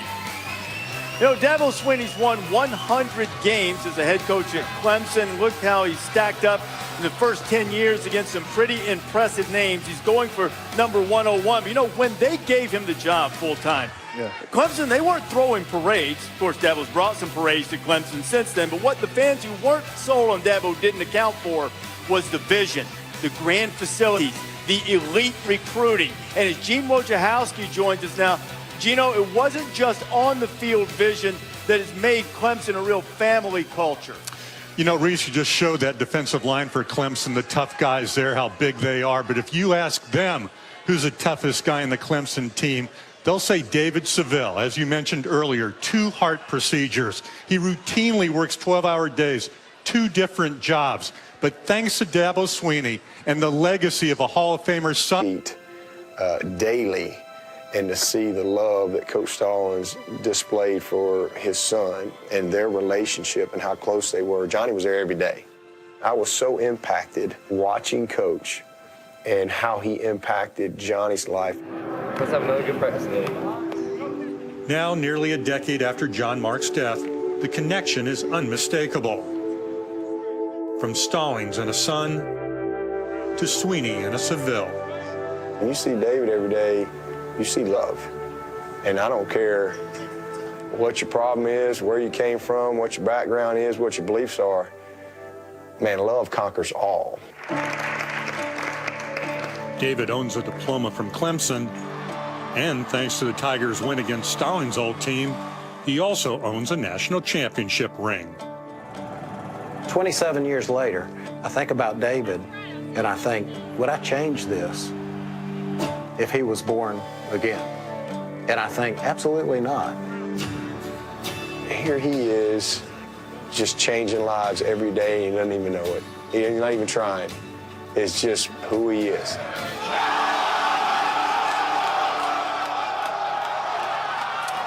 That Clemson Life program has grown from 5 students now to 37 with a long waiting list. And several other members of Clemson Life have joined the Clemson football team, with Dabo Swinney embracing them. He loves them there. He's embraced them every day.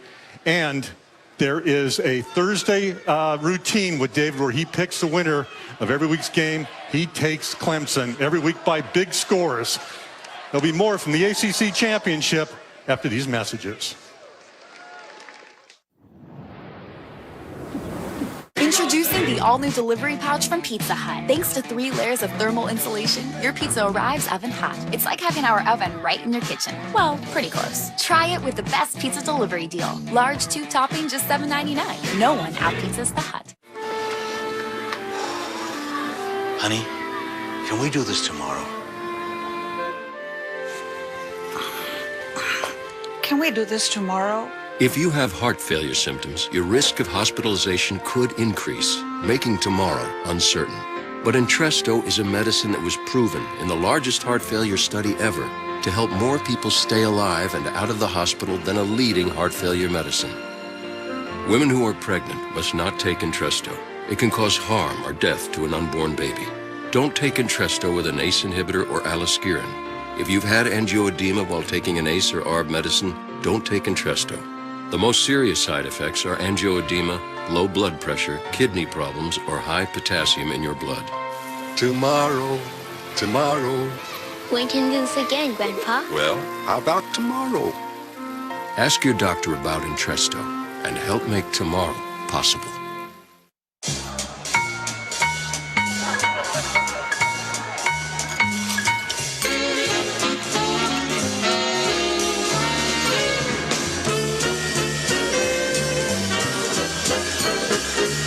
I'm here to talk to you about how AT&T gives you more. And so am I. Like how when you buy the amazing new iPhone 8, you get another one on us. See, we give you more phones and more spokespeople. Are you guys doing a spokesperson thing right now? Yes. Awesome. Can I be in it? Well, it's kind of like a two-phone deal, so 2 spokespeople. Got it. Okay. Thanks. AT&T, it's time for more. It's time for more. Buy the amazing iPhone 8 at AT&T and get a second one to gift on us. New Year's Day is college football playoff day, so invite everybody over to watch the football. I do. Want to watch the college football playoff with you. Is the playoff the most important event in this world? Probably. Randy, get the TV. Even if your team's out, it's still a good reason to party, sweetie. Because the playoff is on, and it's going to be epic. The college football playoff semifinals, New Year's Day on When someone else's negligent or reckless behavior causes your motor vehicle accident, that person ought to be held liable for the consequences. Call 222-HURT and let Thorson, Swatala, Mondock, and Sneed represent you. We're big enough to win, small enough to care. It's time to deck the halls in here, so you can help them get out there. For families who love the great outdoors every season, the only place to go this season is Cabela's Christmas Sale. Save 40% on select Carhartt men's and women's apparel, $20 on Cabela's men's and women's slippers, and save $100 on a Vortex Crossfire scope. Plus, don't miss Saturday 8 a.m. doorbusters. Find great deals for everything on their list. Shop in-store and at Cabela's.com. On the open road, motorcyclists are the most vulnerable to distracted drivers. If you go down in a motorcycle crash, call the law firm that looks out for bikers at 222-HURT. Thorson, Swatala, Mondock, and Sneed. We're big enough to win, small enough to care. Downtown Charlotte, where the ACC championship game will be played tonight. Clemson fans, this is a pretty close drive for them. Miami fans rolling in as well. Big Ten championship game in Lucas Oil Field in Indianapolis. That's Wisconsin's home away from home. It's their 5th Big Ten title game appearance. That is the most. They take on the Buckeyes. And J.T. Barrett had that procedure on his knee that they say will let him play in the Big Ten championship game. J.T. has never taken a snap in a Big Ten championship game. Whether he starts remains to be seen. Dwayne Haskins took starters reps this week. But all of the attention on the Buckeyes, there is a team with the nation's longest winning streak at 13 that also has the nation's top total defense. Undefeated, disrespected, underdog, Wisconsin. The Wisconsin Badgers improved to 12-0, their second ever 12-win season. At the start of the year, people were saying we had a weak schedule, that it should be a cakewalk. Being able to go 12-0 and make it to the Big Ten championship just kind of proves the type of effort and resiliency of this team. A win will make a big statement. It would say that Wisconsin is an undefeated Big Ten championship team. Over this entire year, we've kind of proven that no matter who we're playing, we're going to go out there, we're going to get the W. Buckeyes will head to Indianapolis to play Wisconsin in the Big Ten championship game with everything on the line. We've played in big games like this in the past. We played in big games this year. Winning this game showed that we always kept our eyes on our goal. I believe we definitely one of the top teams in the country, so we just have to win. The rest take care of itself. Just beat Wisconsin, do the best we can, and that's a tall task for us.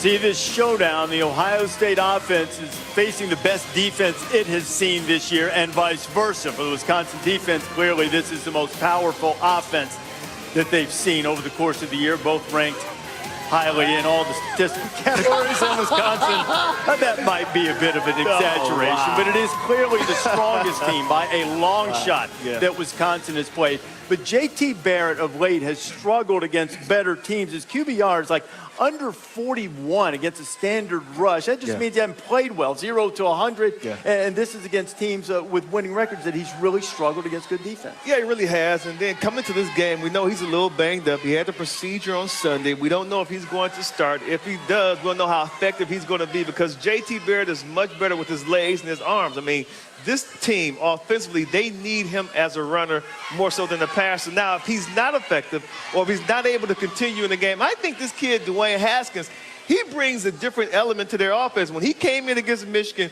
First of all, the moment was not too big for this kid. He made some really impressive throws. In their offense, they changed with Haskins under center. More of a passing offense. They're not going to run Dwayne as much. And I think they can attack the defense vertically and horizontally with Haskins at the quarterback position. Going against the best defense they've seen this year so far, I think with Haskins, it really puts a lot of pressure on Jim Leonard as a defensive coordinator for the Badgers. Wisconsin's going to get the upset over the Buckeyes. Ohio State, and okay. this makes you happy because you picked Wisconsin to win in Big Ten. I say nothing. I say something. Now, I'll tell you how we're going to do it. We're going to play defense. They lead the nation in 3 major categories. They've only allowed 10 points total in the last 3 games. And they're going to play offense. They're going to make third downs. They're number 2 in the nation on making third downs. And listen to this. They're going to win the fourth quarter. They have beaten opponents 118-21 in the fourth quarter. Now, last time they played Ohio State, the Big Ten title game, they got embarrassed. 59-0. Woo. Payback. Wisconsin beats Ohio State. You know, one of the things that we've all been talking about all year with them is their ability to run the football with Jonathan Taylor and the play-action game off of that with Alex Hornibrook. In Ohio State, one area that's been kind of an Achilles heel has been the linebacker play when they've had to be able to decipher between power run and play action. And so that game within that game will be exciting to watch to see how Ohio State comes up with a plan to be able to try to slow down that powerful running game. And you're going to see a lot of linemen pulling around and H-backs, and Taylor does such a good job of feeling it. He's patient, has the vision, and as a big back, he can pull away from you. And this is what I think Alex Hornibrook does such a good job of, is he's very, very effective in the play-action game. Troy Fumagalli, the big tight end, will be a guy to watch today as Ohio State's linebackers try to play with discipline. This against Michigan last week, similar type of look. You're pulling people around. This is an H-back pulling around to pick up the linebacker, Chris Worley. Look at him collapse the play side down, and Chris Evans does a good job of feeling this, and he's able to squeeze through and pull away from those linebackers in space and get big yards. The other thing is the play action. This against Iowa. If you're effective running the ball with the Ohio State linebackers, they get their eyes in the backfield, out of position, and that's where the tight end can sneak behind you. Wisconsin doesn't always go downfield, those shot plays, but Alex Hornibrook in rhythm, incredibly accurate and effective. If Taylor gets running, he puts the ball in there, you'll see the linebackers up, he'll make those throws very, very consistently. That's why if you're Ohio State, you got to put all hands on deck to try to stop that running game. You get Hornibrook into obvious passing situations, totally different animal. But if they're running, Wisconsin's running, Ohio State's in trouble. Yeah. Hornibrook has been good down the field at times. He's been turnover prone. Bears got the game on the board over here. The conventional wisdom is, will Ohio State win by enough to impress the committee? Is that how you see this? I don't know what that number is. And getting back to the conversation you had before, if Ohio State wins today and they have 3 wins against the top 16 in the committee's poll, do you want to be the one to take the phone call from Jim Delaney to say that Ohio State, that conference champion's not in the playoff? Look, I love Wisconsin. I think they're well coached. I think their defense is good, but this is a massive step up in competition for them today. They have faced one offense in the top 50 nationally in offensive efficiency, and that's FAU. The best Power 5 offense they faced is Purdue. Ohio State's 4th. I think even if Haskins plays, that's not a bad thing for Ohio State. I just think Ohio State too much offense. You picked Wisconsin. I think a couple other people might beware of that public trendy underdog. Had that work out last week with Washington State. I think Wisconsin's that public underdog today. I think Ohio State wins again convincingly. Convincingly. Outright, huh? Convincingly, too. Outright. Convincingly. That's way too much knowledge and factual information. You got to slow down. Way too much information. Tell us who's going to win and why. That's all. He just gave it to you. It was pretty accurate. It's not just why for him, it's by how many. Yeah. How many also matters. Only 4.5 there, and Bears thinking the Buckeyes will cover and make it a difficult day and night for the selection committee. Big 12 championship game. He played in AT&T Stadium. Kickoff 12:30 Eastern Time, 11:30 in Arlington, TCU and Oklahoma. And presumptive leader in the Heisman Trophy race. Headband in tow, there he is. Baker's there. All kidding aside, people don't realize how jacked up he is as in his last year. Physical. And when you today when Colorado was in the Big 12. So the Big 12 has more of a history than any other conference of seeing championship dreams. All three of those games took away championship dreams. Now, TCU would want to get in the playoff, right? But that's what we have at stake here today. Absolutely, and it's a rematch off of game 3 weeks ago that was one-sided. And if you're not familiar with these two teams and how they go against each other, it's going to be spicy. It's going to be chippy in the pregame, it's going to be chippy during the game, and it's going to be chippy after the game. I want to see how Baker Mayfield, who is the king of playing with a chip on his shoulder, and after everything that he's been through, he got benched for a couple plays last week, took away his captaincy because of what he did against Kansas. They need that chippiness today. They feed off of that energy. But how will he play where TCU, they're chirping to him, they're poking at him. You know, he's gonna have to play, on fire today for sure. Sweetheart, can you believe it? Oklahoma is playing solid defense 3 weeks in a row. 3 in a row? Now, if that continues, TCU doesn't have a chance. With Oklahoma's offense and some kind of defense, they're impossible to beat. They're good. Yeah, well, TCU's defense, they got to show up because they were embarrassed the last time these two teams played. I mean, they were gashed in the running game. Baker Mayfield pretty much had his way. Let me show you what they did when they played the first time. He's going to set the edge. That constricts the running lane. It allows a host of Horned Frog tacklers, defenders to come in there and make the play. Now, watch this play. This is really slick.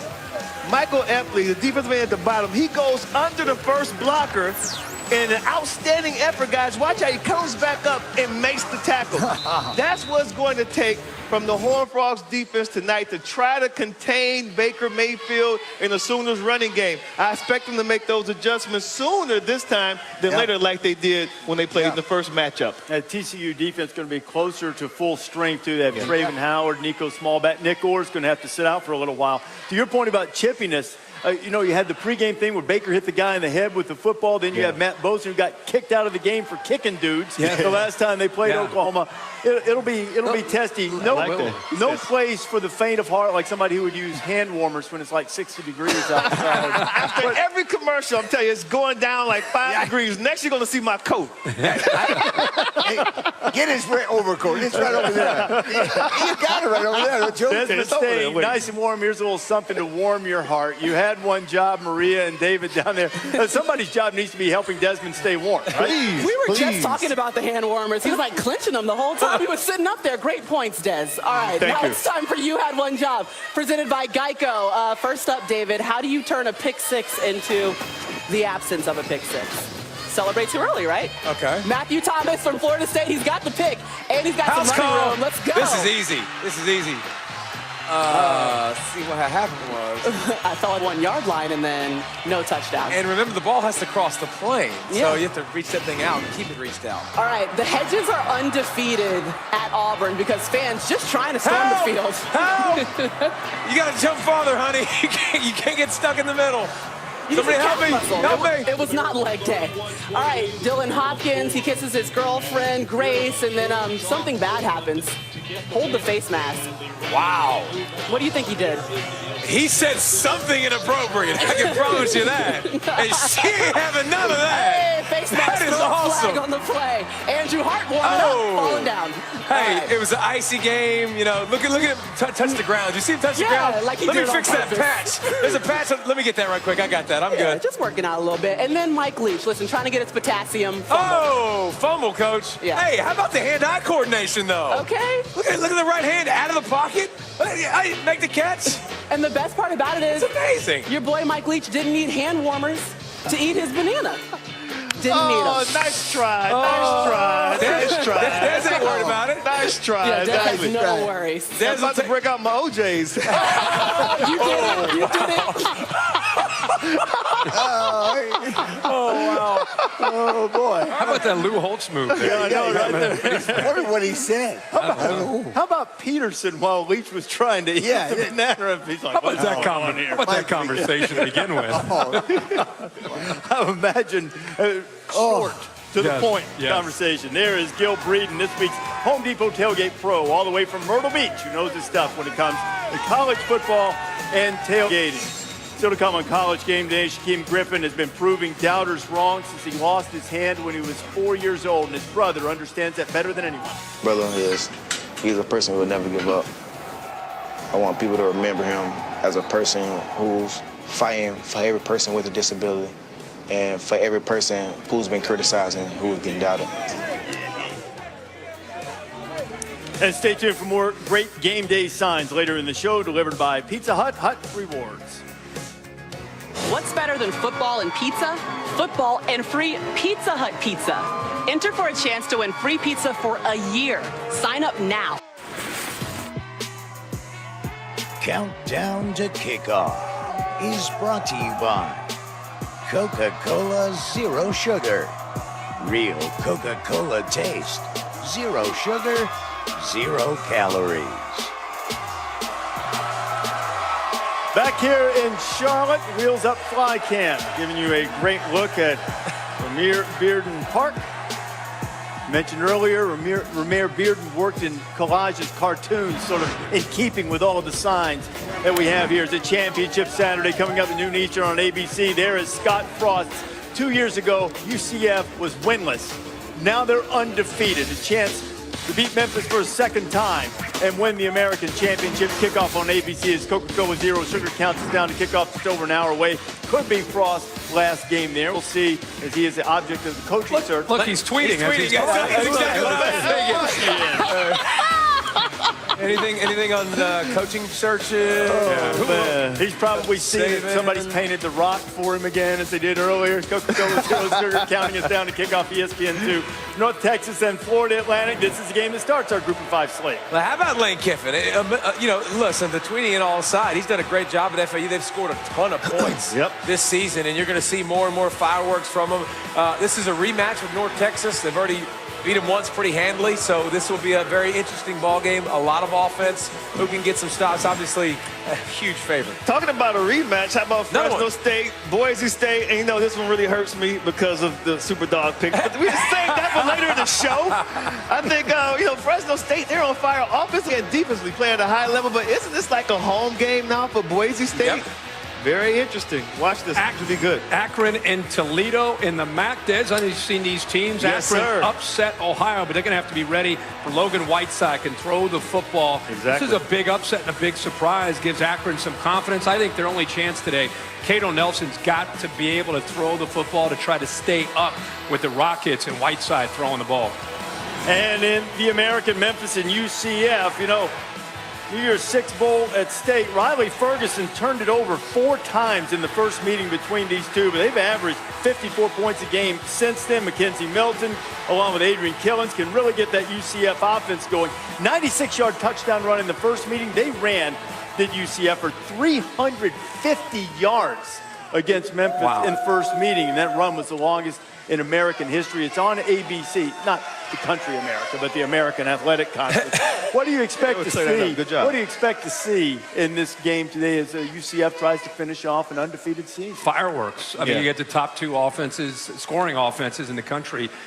With what UCF has been able to do, 48 points a game. Memphis, not a whole lot of people talk about them, 47 points a game. The 2 quarterbacks with Milton and Ferguson can make plays. But the most exciting thing for me is just to watch the athletes. There's going to be probably as much speed, if not more speed, in this game than maybe any game you watch today. A lot of speed. Hack-a-sandwich game? Hack-a-sandwich, a lot of points today. Yeah. No, you're right about that. Now, Memphis last time, they turned the ball over a lot, gave UCF a lot of opportunities. I think they won't turn the ball over this much. I think it's going to be a high-scoring game. I think I'm going to go with the Memphis Tigers, though. Oh, the upset. Okay. Yeah. Okay. Listen, we've gotten to the point now where the non-group of 5 teams aren't going to be in the college football Final Four. How about them starting their own playoff?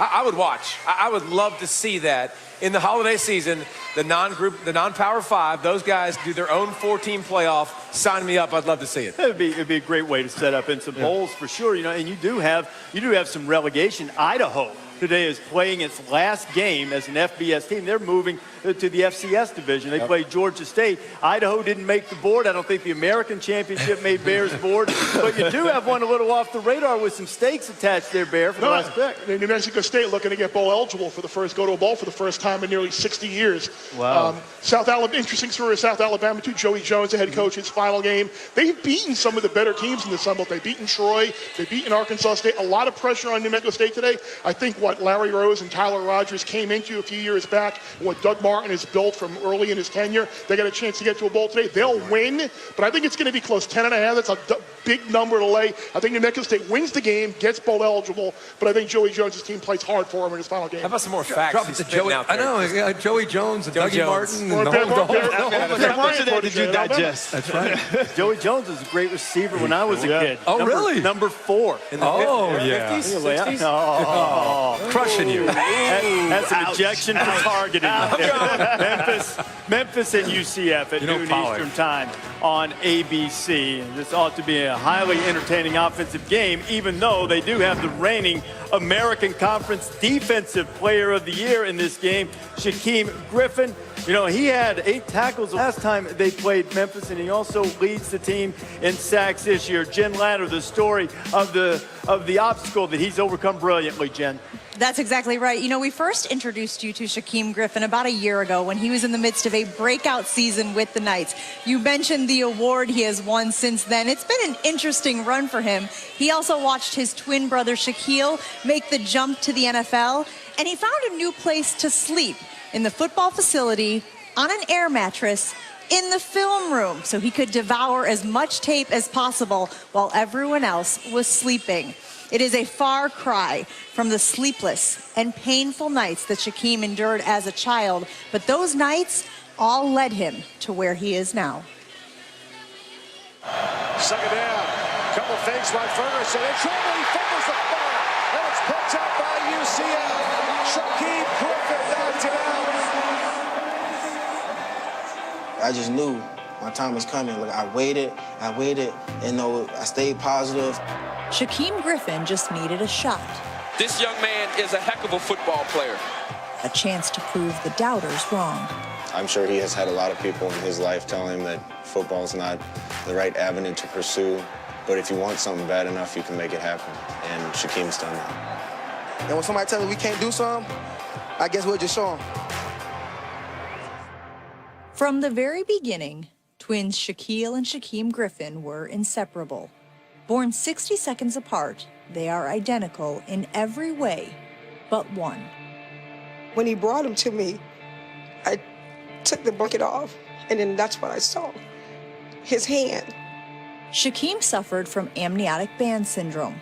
While in his mother's womb, a fibrous tissue got wrapped around his left wrist, cutting off the circulation to his hand.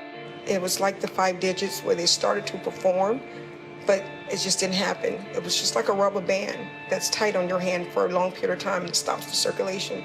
So he never had the growth of it. With those little digits, every time he'll fall, you know, he'll get a little cut or something between it, and it was hurting him so bad. Painful.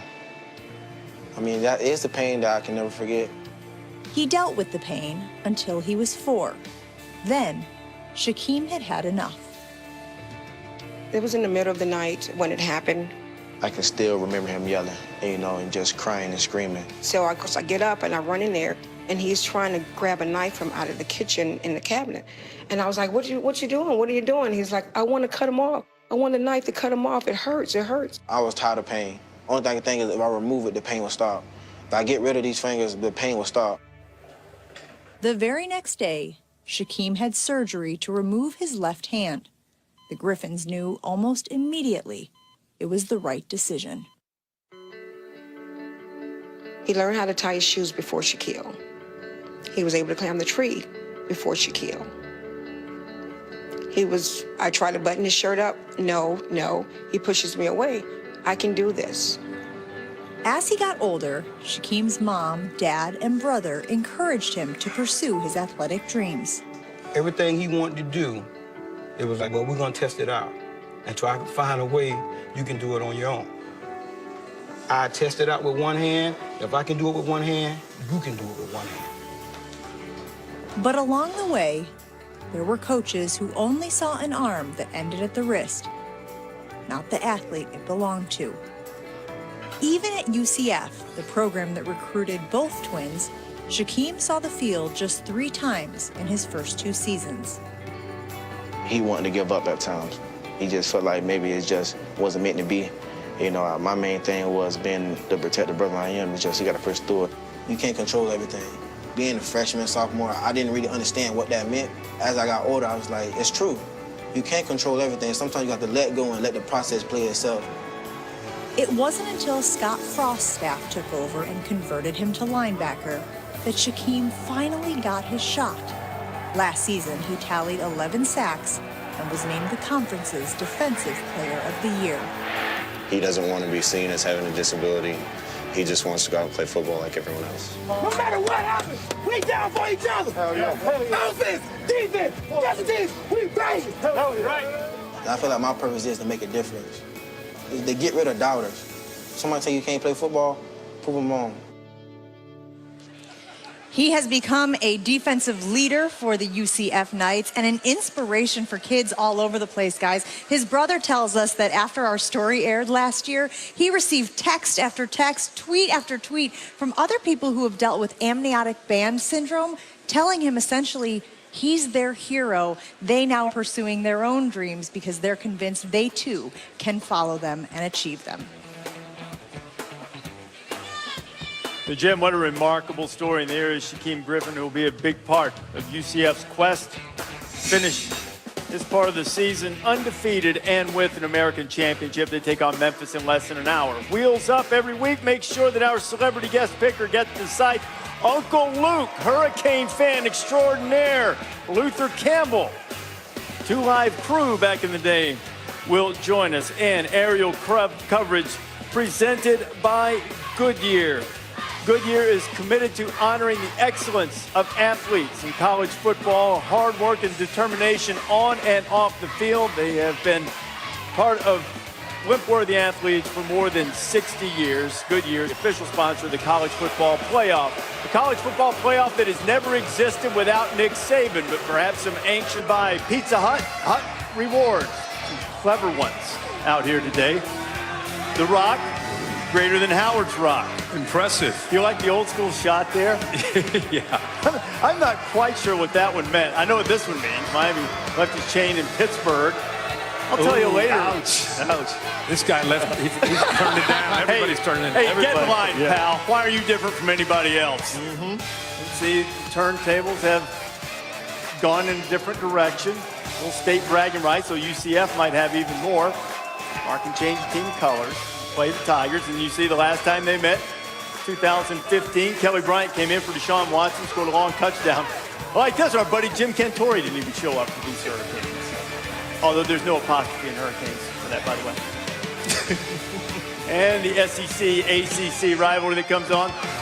Who's that look like? That's a maximum effort there. Is that the Bear? I don't think so. No. He wouldn't do that. Sebastian the Ibis bringing out the turnover chain.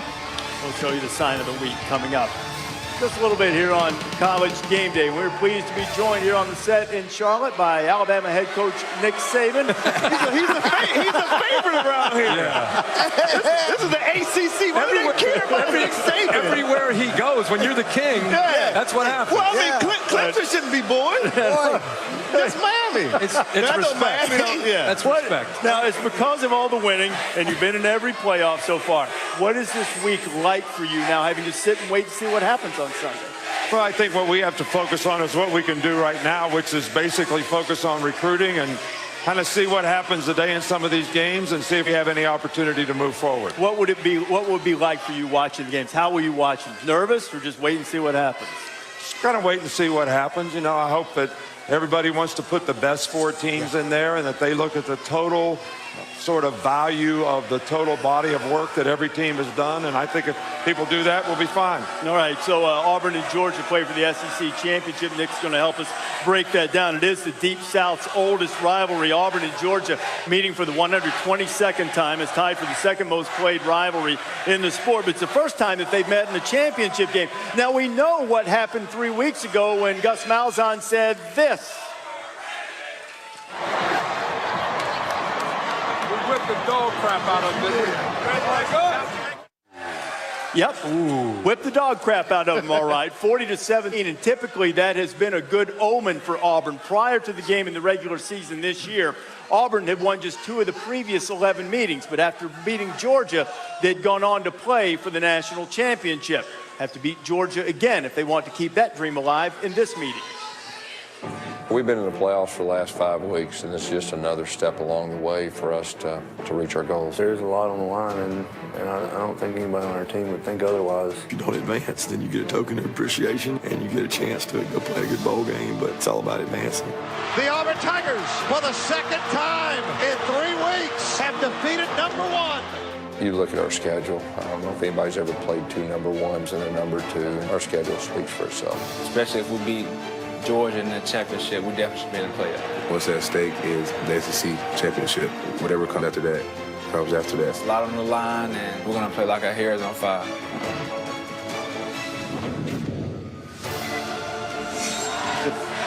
The rematch between Georgia and Auburn. The Auburn defense absolutely shut down Georgia last time, putting up the worst marking points, yards per play, rushing yards, and third down conversions. The Auburn defense has been outstanding on third down, both against Georgia and against Alabama. There's the rematch component of this game. And Nick, your LSU team in 2001 is the only one to lose in the regular season, win a rematch in the SEC championship game.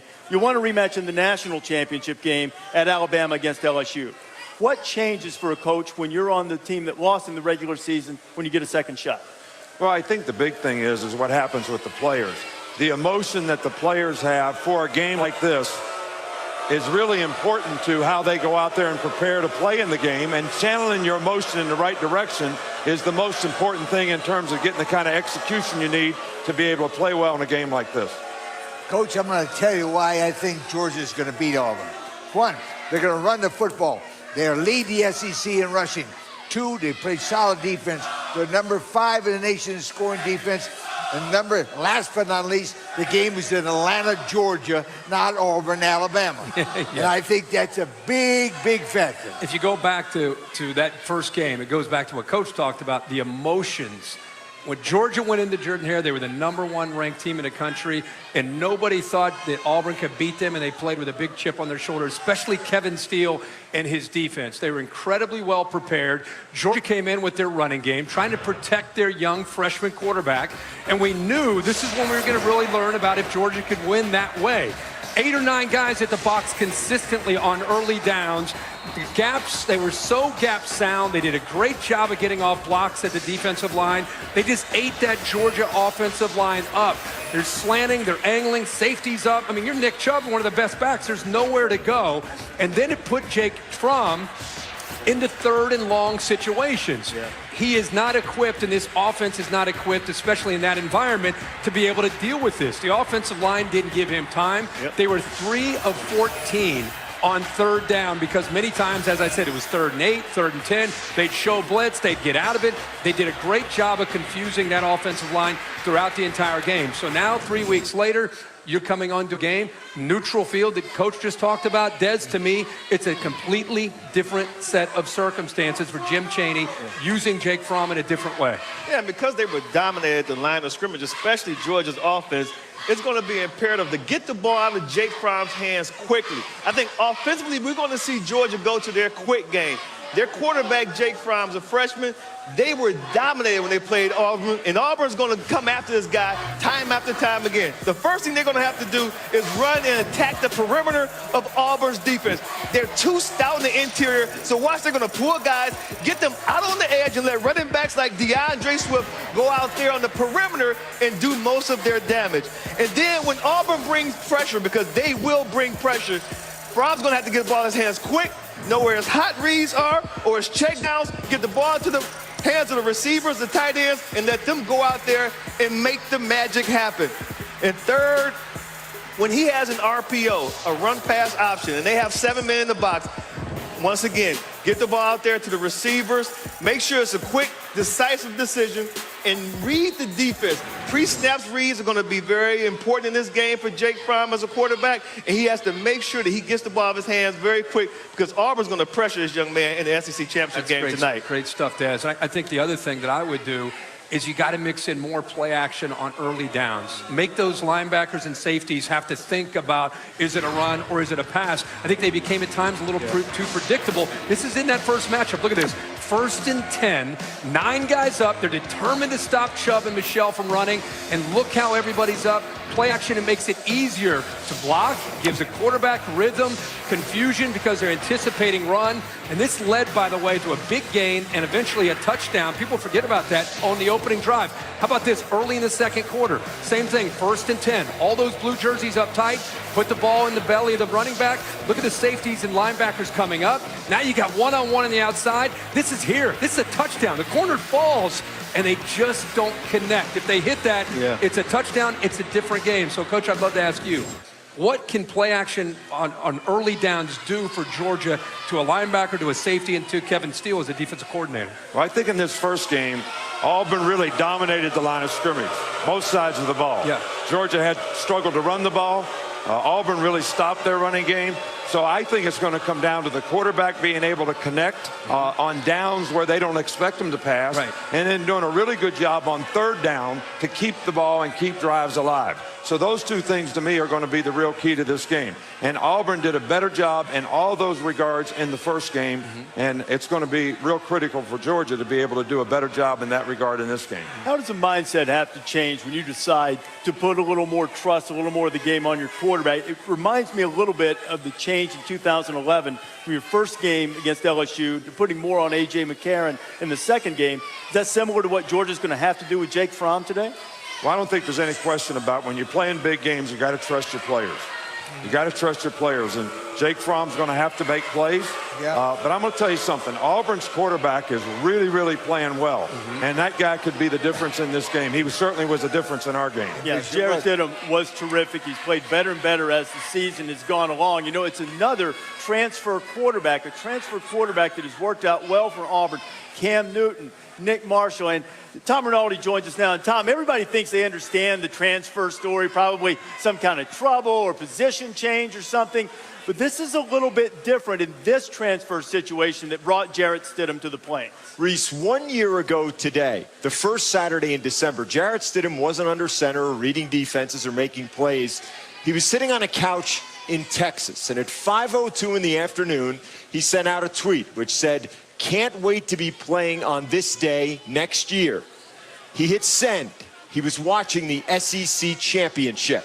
He's turned that tweet into prophecy. How he did it involved a bold decision and a big bet on himself. Here's Stidham. He's going to run for his first down, I do believe. Yes, sir! It didn't take 2,600 yards or 12 games or one Iron Bowl win for Jarrett Stidham to get here. It took a lot more. The journey,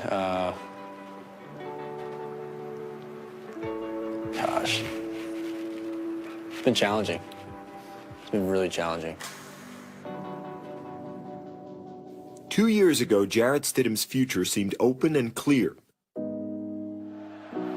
As a true freshman making his first start at quarterback for Baylor. Stidham's going to throw. Touchdown, Baylor! I was more nervous than he was. 4 touchdowns, 420 yards. So it was a good first start, to say the least. And the true freshman, Jarrett Stidham, comes out a winner.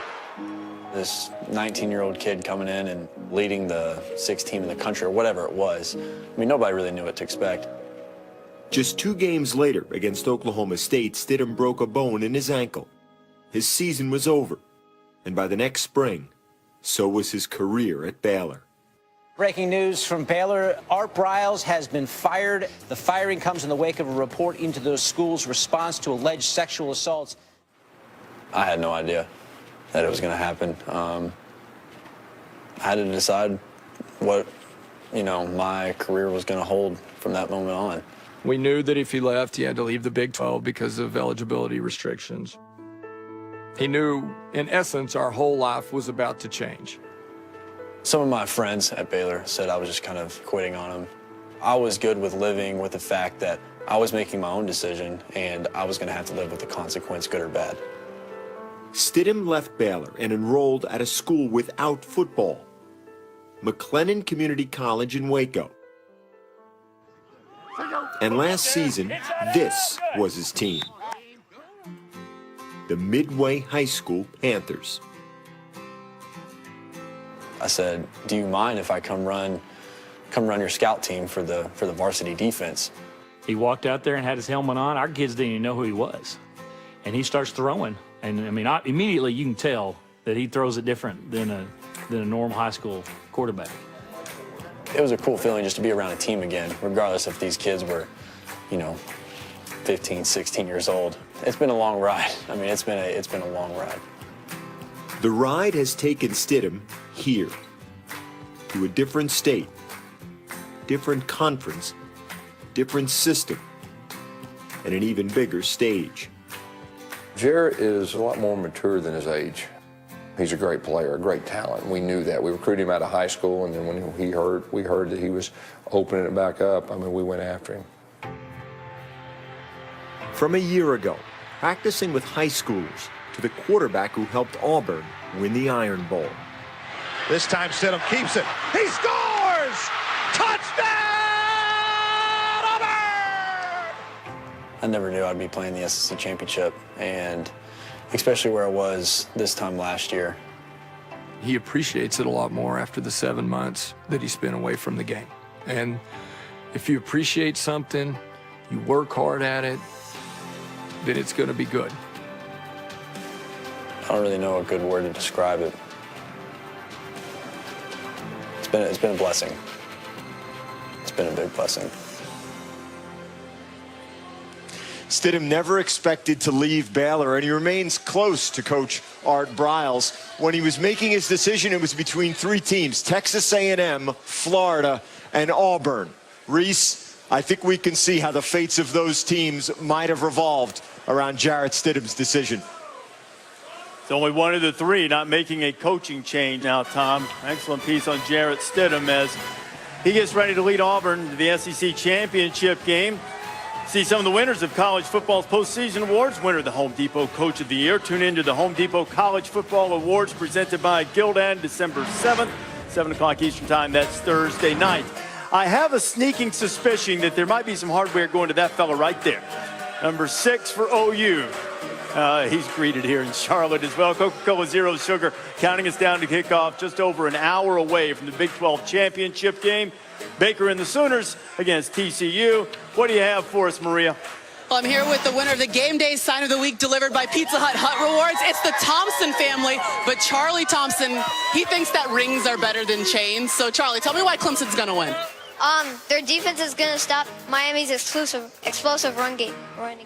And there you have it. You broke down the entire game for us. Thank you, Charlie. His birthday was yesterday, and he wants a Clemson wing. We have plenty more coming up on College Game Day, so stick around. Me and Charlie. We have here Premier Bearden Park in Charlotte, right beside the minor league baseball stadium. There are apartments all around the young professionals living here in Charlotte, and they're coming out on the balconies to say hello this morning and celebrate this ACC championship game, perhaps collect a turnover chain if they can find one. Wonder if you could find a turnover chain in the crowd out there. There might be a few out there. 7,000 other Wheels Up Fly Cam. Kenny Dichter, Darren Brown, and the boys helping us out on the show every week, making sure we get great shots from this Wheels Up Fly Cam. There's Santa. Early appearance for Santa. Early. All everybody wants from Santa Claus is a berth in college football play. Yeah, that's right. Get a chance to get it, and that includes Miami and Clemson. The Hurricanes have made their living on the turnover chain, a plus 17 margin in turnovers. Nobody in the country is better than that. And that seems to be a pretty simple formula, right? You have more takeaways than giveaways. It's really a reliable indicator for victory against most teams. But Clemson's not most teams. The last 16 times that the Tigers have lost the turnover battle, 14-2, including 3-0 this year. That doesn't mean they're just ignoring the powers of the turnover chain. That would be fool's gold, wouldn't it?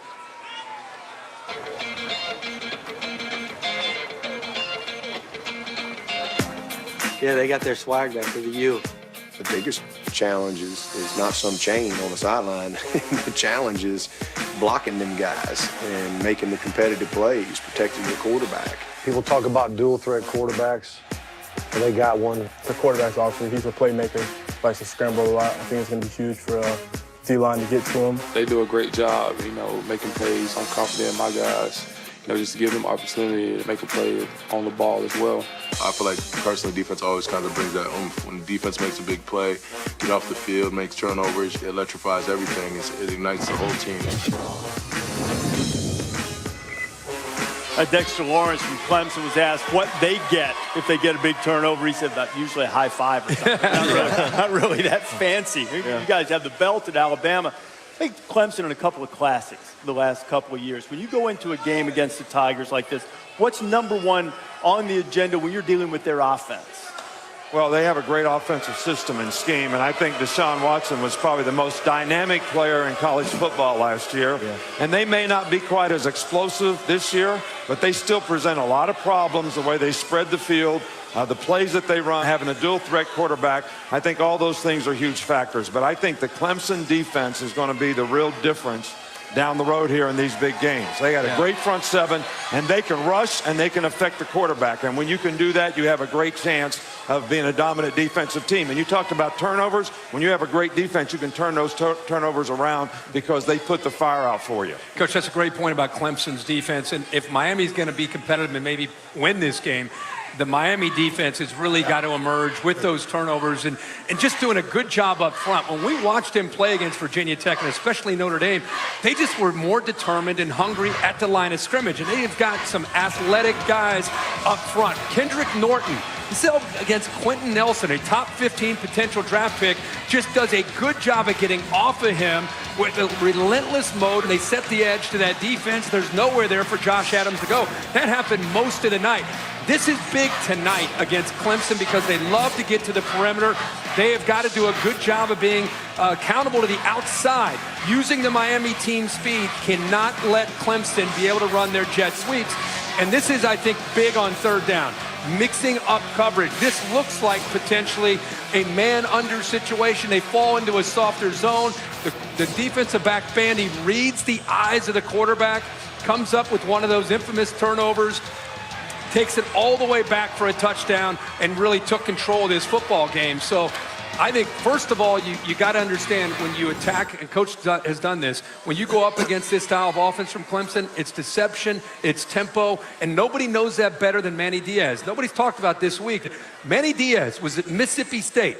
He went up against Gus Malzahn and Cam Newton, and he did the best job of anybody that year at defending that offensive style. And it's from the same family tree. Gus Malzahn and Chad Morris, and now what Dabo Swinney's doing at Clemson. So there's a familiarity and I think an understanding, Des, that Manny Diaz is prepping this defense based on what he's already seen when he was at Mississippi State going against Auburn. Yeah, well, Coach can speak to this. And when Clemson get that running game going, they're very hard to defend. And they have a three-headed monster they can throw at Miami's defense, the quarterback and two running backs. I'm going to show you what to look for in tonight's matchup coming from Clemson's offense.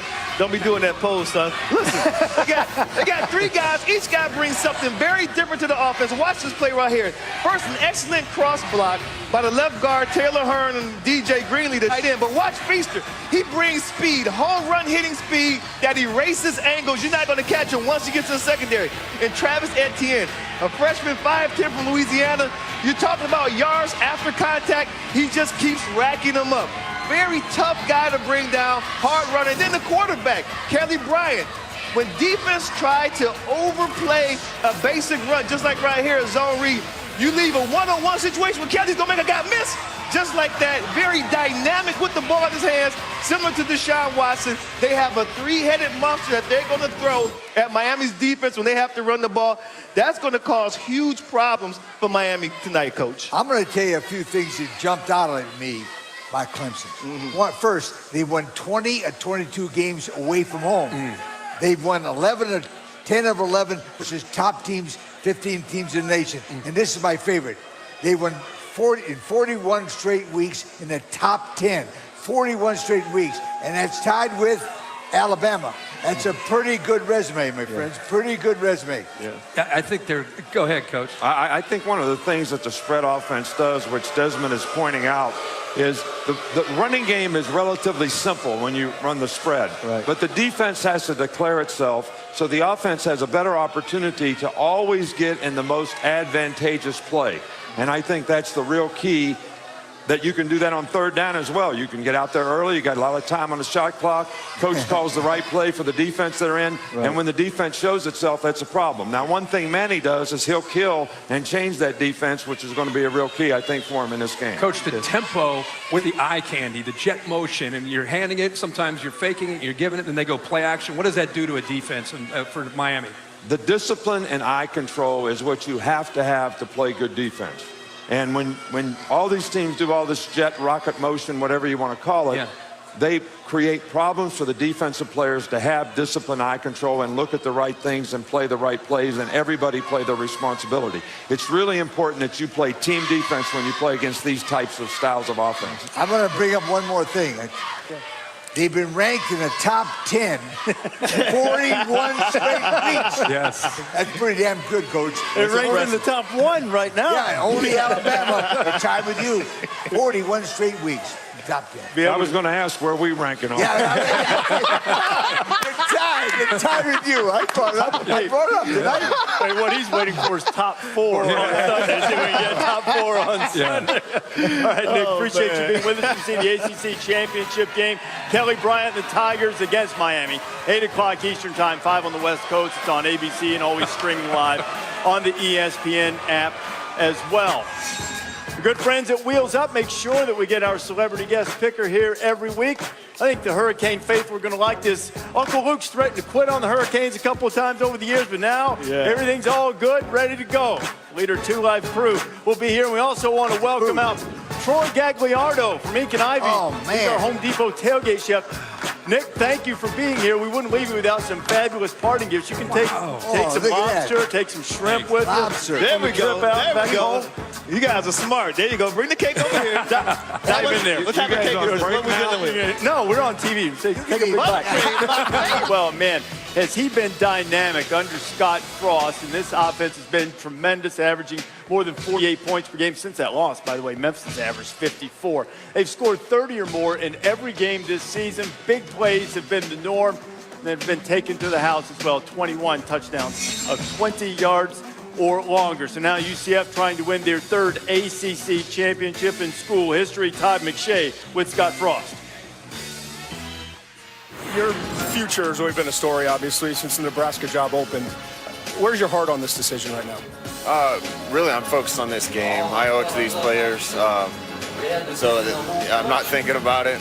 Just ready to play in a really good football game. I love UCF, and I love Nebraska, and those decisions are hard. But more than anything, I love these players and this team. Okay, thank you. I really admire the way Scott's handled this, man. Really good answer. Stand-up guy. I like his style. I do. I really do. I like the style of McKenzie Milton. I mean, talk about a guy that's really had a huge year. Look at those numbers.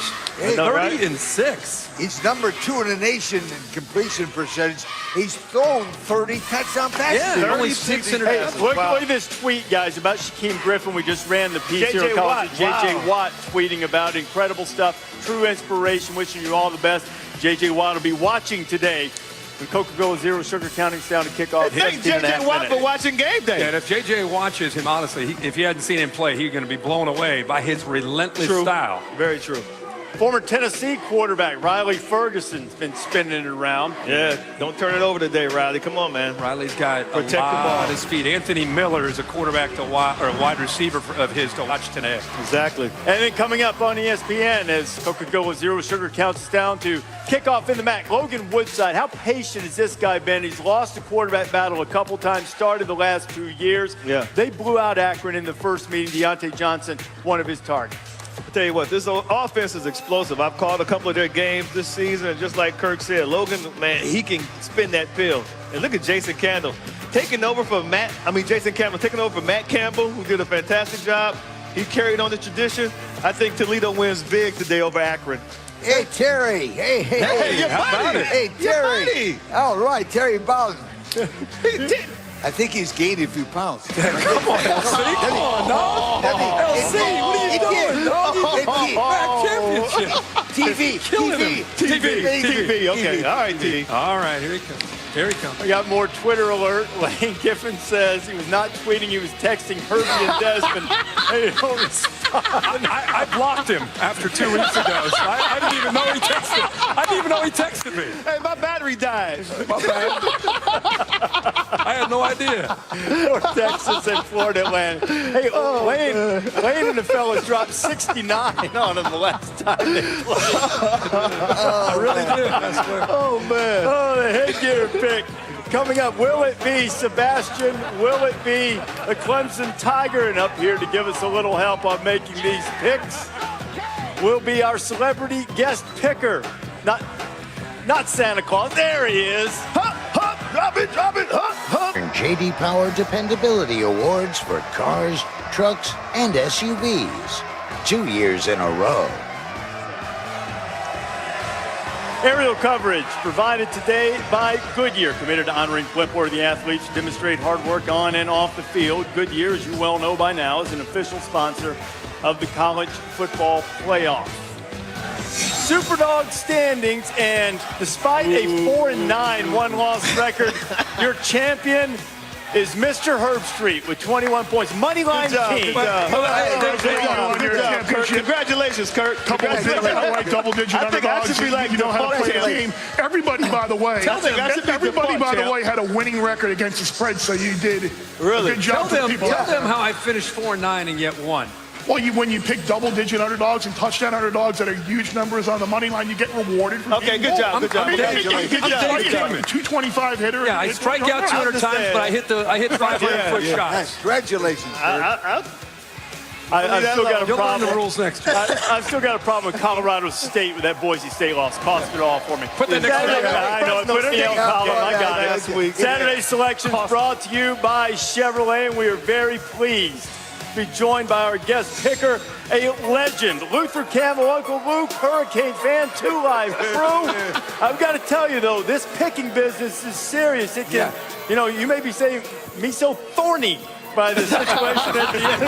If you get some picks that aren't quite there. Alex Rodriguez. When we were in Miami. I was about to tell you that, man. That's a target to shoot for. Undefeated at 12-0. Tim McGraw, John Carter. Coach had a good week at the bottom. Craig T. Nelson. Craig T. Nelson was good. We set the bar pretty high. Glad to have you with us, Luther. Thank you, man. I appreciate it, man. Thanks for joining us, brother. Let's start making some picks here and get started. Troy taking on Arkansas State today, and winner gets the Sun Belt Championship. It'll be on ESPN 2 at 7:30.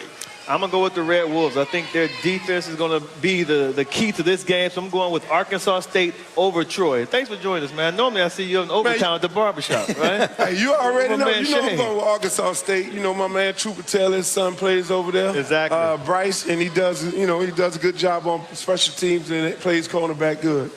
I'm taking Arkansas State because they scored 36 points against Nebraska in the opener. 36. I don't know what the hell. You're just going to go with that? I'm with you guys. I'll go to Arkansas State, too. I think Des is right. Their defense is going to step up today against Troy. You're talking about Trooper Sonny. Blaze has his master's already. Yeah. They've only been there 3 years. How about North Texas and Florida Atlantic? I got to go with the Fighting Owls of Florida Atlantic. I mean, they score a lot of points. Lane Kiffin's got that machine rolling. I'm going Florida Atlantic. Hey, I got to be on. You know I'm on the Lane train. You got to. Yeah, you got to. On the Lane train from day one, baby. Yeah, sure. So I got to go with Florida Atlantic. A great pick, and Kiffin's play calling makes a difference. We tease about Lane and his Twitter and all that, but man, he can call plays. Yeah. And that offense going to be scoring a lot of points. Give me FAU. Yeah. Rematch from a game last week, Fresno State and Boise. Fresno State won the game. You wanted to take the Superdog. I would have won. Yes, I would have won. Yes, you would have. Yeah. L. It's like Colorado State. I'll just do this for you. You've got it. I'm going Boise. I'm going Boise in a close one because it's a home game for Boise. Man, yeah, nice. After you put up when they go to Herbstreit at his house, that's probably gonna be like in the background shot. Exactly. Be all those playoff team helmets. Exactly. That's all. Why y'all treat my man Kurt like that, man? I know, man. Exactly. You're going to cherish your award. Yeah. Yes. Who you got here, Luke? I definitely has Fresno State. I mean, the quarterback threw for 320 yards last week. I got to go with my man Marcus. Not so fast, Nancy. What? Not so fast, Nancy. I don't know what it means. He said it's it. Yeah. They lost by 9 last week. They win by 10 this week. Boise. Last week I said Fresno would win. This week Boise would win. Next week. Right. I'm sticking to that. Fresno won last week. Yep, true. Boise wins today. True. How about the MAC championship? Akron and Toledo. It's coming up in a few minutes. I like Toledo Rockets. Just too much offense. Logan Woodside is an incredible quarterback for them. I'm going Toledo. I'm going with Toledo, too. I'm not even going to argue. Yeah. Good pick. Toledo. They're a 21-point favorite. They win by 20 today. They don't cover, That's what I was going to say. Cover. Okay. On this one, Toledo's going to win. We should just say they're going to cover or not. No. I'm going to go Toledo big. Yeah. And cover. And cover. And cover. Right there. That's what we would do. That would have gotten you on the money line, too. Right. With that big spread. American championship game, Memphis and UCF. You know, UCF really took them to the woodshed the last time these two teams played. I think Memphis is going to come into this game with the chip on their shoulder, not turn the ball over like they did the last time they played. I'm going with the Tigers, Memphis. Hey, I'm going with UCF. Yeah. UCF, get them Florida boys. How about you always going to go with the Florida have team the best anyway? football players in the state of Florida. So you got to go with UCF. UCF is going to blow them out, just like Memphis got blowed out by South Florida. Yeah, Central Florida wins this game because they got a better defense. Okay. And they're at home. All right. It's a big difference. Keep this in mind. Top 2 scoring offenses in all of college football. 48 points a game for UCF, 47 for Memphis. These two quarterbacks are going to put on a show. And look at the athletes on the field for these two teams. Give me UCF, but they're going to have to outscore them. Here's some really good defensive coordinators in Florida high school football, too. What about the Big 12 championship game, TCU and Oklahoma? The big difference, the first time these two teams met was TCU. They missed a lot of tackles and guys missed their assignments. I think they're going to make those adjustments in this game. I picked TCU to win over Oklahoma. Oh, that's an upset. Yes, I got the horny frogs. Yeah, I got the Horned Frogs, man. Over the Baker? Over Baker. We've seen some crazy things happen in Big 12 championship games. That's the point. Look at, man, the Baker is going to cook. The Baker going to cook a hot pot over here. He going to put something in the oven. He going to have a nice little cake, and then he going to clown at the end. What do you got? I got that. I got that. With the Baker, baby. I got that. I'm going with the Baker, too, but I think the Baker's going to have to earn it because I think TCU is very, very, I think they took it personal, and they weren't healthy. Defensively, they're going to be healthier this time around, but you just can't, if 6 is involved, you got to go with Oklahoma. Gotcha. What about the Big 10 championship game, Ohio State, Wisconsin?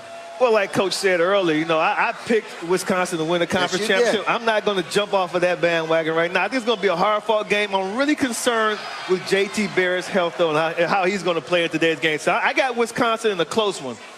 No. Really? Ohio State get close by the money. See, that's that Michigan thing in you. But what he did to the Canes in that championship game, you guys hate Ohio State. You guys are so bitter about that championship game. Man, when they beat you in the national championship game. Man, come on. Y'all hate Ohio State. They robbed us. They robbed us. But we're talking Ohio State, Wisconsin. Brother. I got Ohio State, baby. Yeah, Wisconsin is a solid team. They've won 10 of 12 games by at least 14 points. There's an upset. Wisconsin. I'm with Luther. I think Ohio State's athletic ability in space will be interesting to see against Wisconsin. Wisconsin's been playing great defense all year with Jimmy Leonard, first year as a defensive coordinator. Yeah. Today against Ohio State's speed on the perimeter be a challenge for them. I'm going to Ohio State. They haven't seen anything like that. No. Georgia and Auburn in the SEC championship game. Winner has a spot in play. Again, another championship game that should be affected by an injury. Kerryon Johnson banged up, bad shoulder. I think that's going to affect Auburn's offense. So I think Georgia wins the rematch. I'm going Bulldogs. Oh, man. I know. I'm going obsessed, man. Somebody got to do it. Why, man, you disagreeing so much? We should have talked before this. I got Auburn because one of my players, Carlton Davis, number 6, going to lock down anything on that side of the ball. Even though I got another player on Georgia, Baker. You know, DeAndre Baker is another guy who played for me as well. Yeah. But I got my money on Auburn. Okay. Forget about it. Georgia, an upset because a real boring game. Really? I was thinking Georgia all week because of the emotion of the game and payback. Yeah. They're gonna have an attitude about them.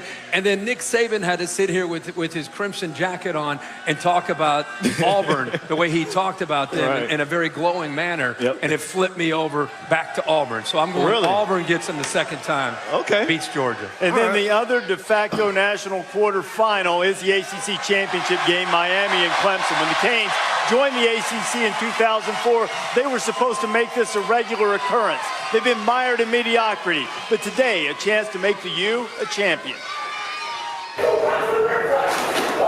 We set out to be the team that was going to go to Charlotte. We're finally there, and we just need to finish strong. Everything we've worked for, it comes down to this game and how many more goals we can accomplish this season. Different coach, different culture, different team, and we're going to expect our best shot. Win and we're in. This is that time of year. Your season is over, heading for the ACC championship game. This is when they matter. You win and you're in. You win this game, you're in the college football playoff. It's good on good, best on best, and that's the way a championship game should be. Kirk will be calling the game with Chris Fowler, Maria. No pick for Kirk. You get to make the pick, Miami or Clemson. Well, I tell you what, serious concerns about Miami's offense without Amon Richards. This is a guy who can stretch the field and take the top off of defense. But I do think because of what happened a week ago against Pitt, that woke Miami up. They're going to play an inspired game. I picked them to win the ACC, so why wouldn't I not roll with the Canes today? I'm going with the U. That's what I'm talking about. Hold on. I got goodies. This is my pick. Y'all already know. We don't know what the hell is in this thing. We have no idea. Apparently it doesn't open. How do we get it open? Help him out, Coach. Uh-oh. Turnover chain for you. Thank you very much. Turnover chain for you. Oh, man. This is really nice. You turnover chain for you. Yo. Hey, I like what guys bring turnover gifts. chain for you. Thank you. Hey, since you from Miami. Yes. And you played at Miami Jackson. Yeah. I got to put a scarf on you. All right. It's to you, baby. Oh, man. What do you got, Coach? Listen, a lot of Clemson fans keep telling me, please don't pick us. You jinx us. The last time I was picked them at Clemson, they booed me. Remember that? That hurt your feelings, too. And a lot of Miami fans feel the same way. In Miami, they begged me to pick Notre Dame. So I did. How'd that turn out? Not so good. Pretty good for Miami. My feelings have really been hurt, but I got to pick somebody. Don't blame me if you lose now. Clemson over the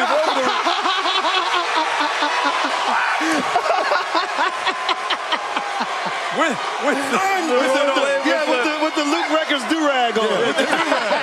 with the do-rag underneath.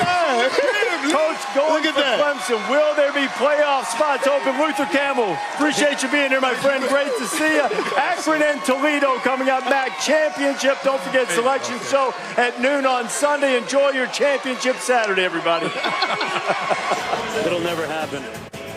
Lee Corso in a do-rag. It's going to be that type of Saturday, folks, as we welcome you to the Motor City, a city built on the backbone of the automotive industry, a city where horsepower counts, and a lot of horsepower on the field today.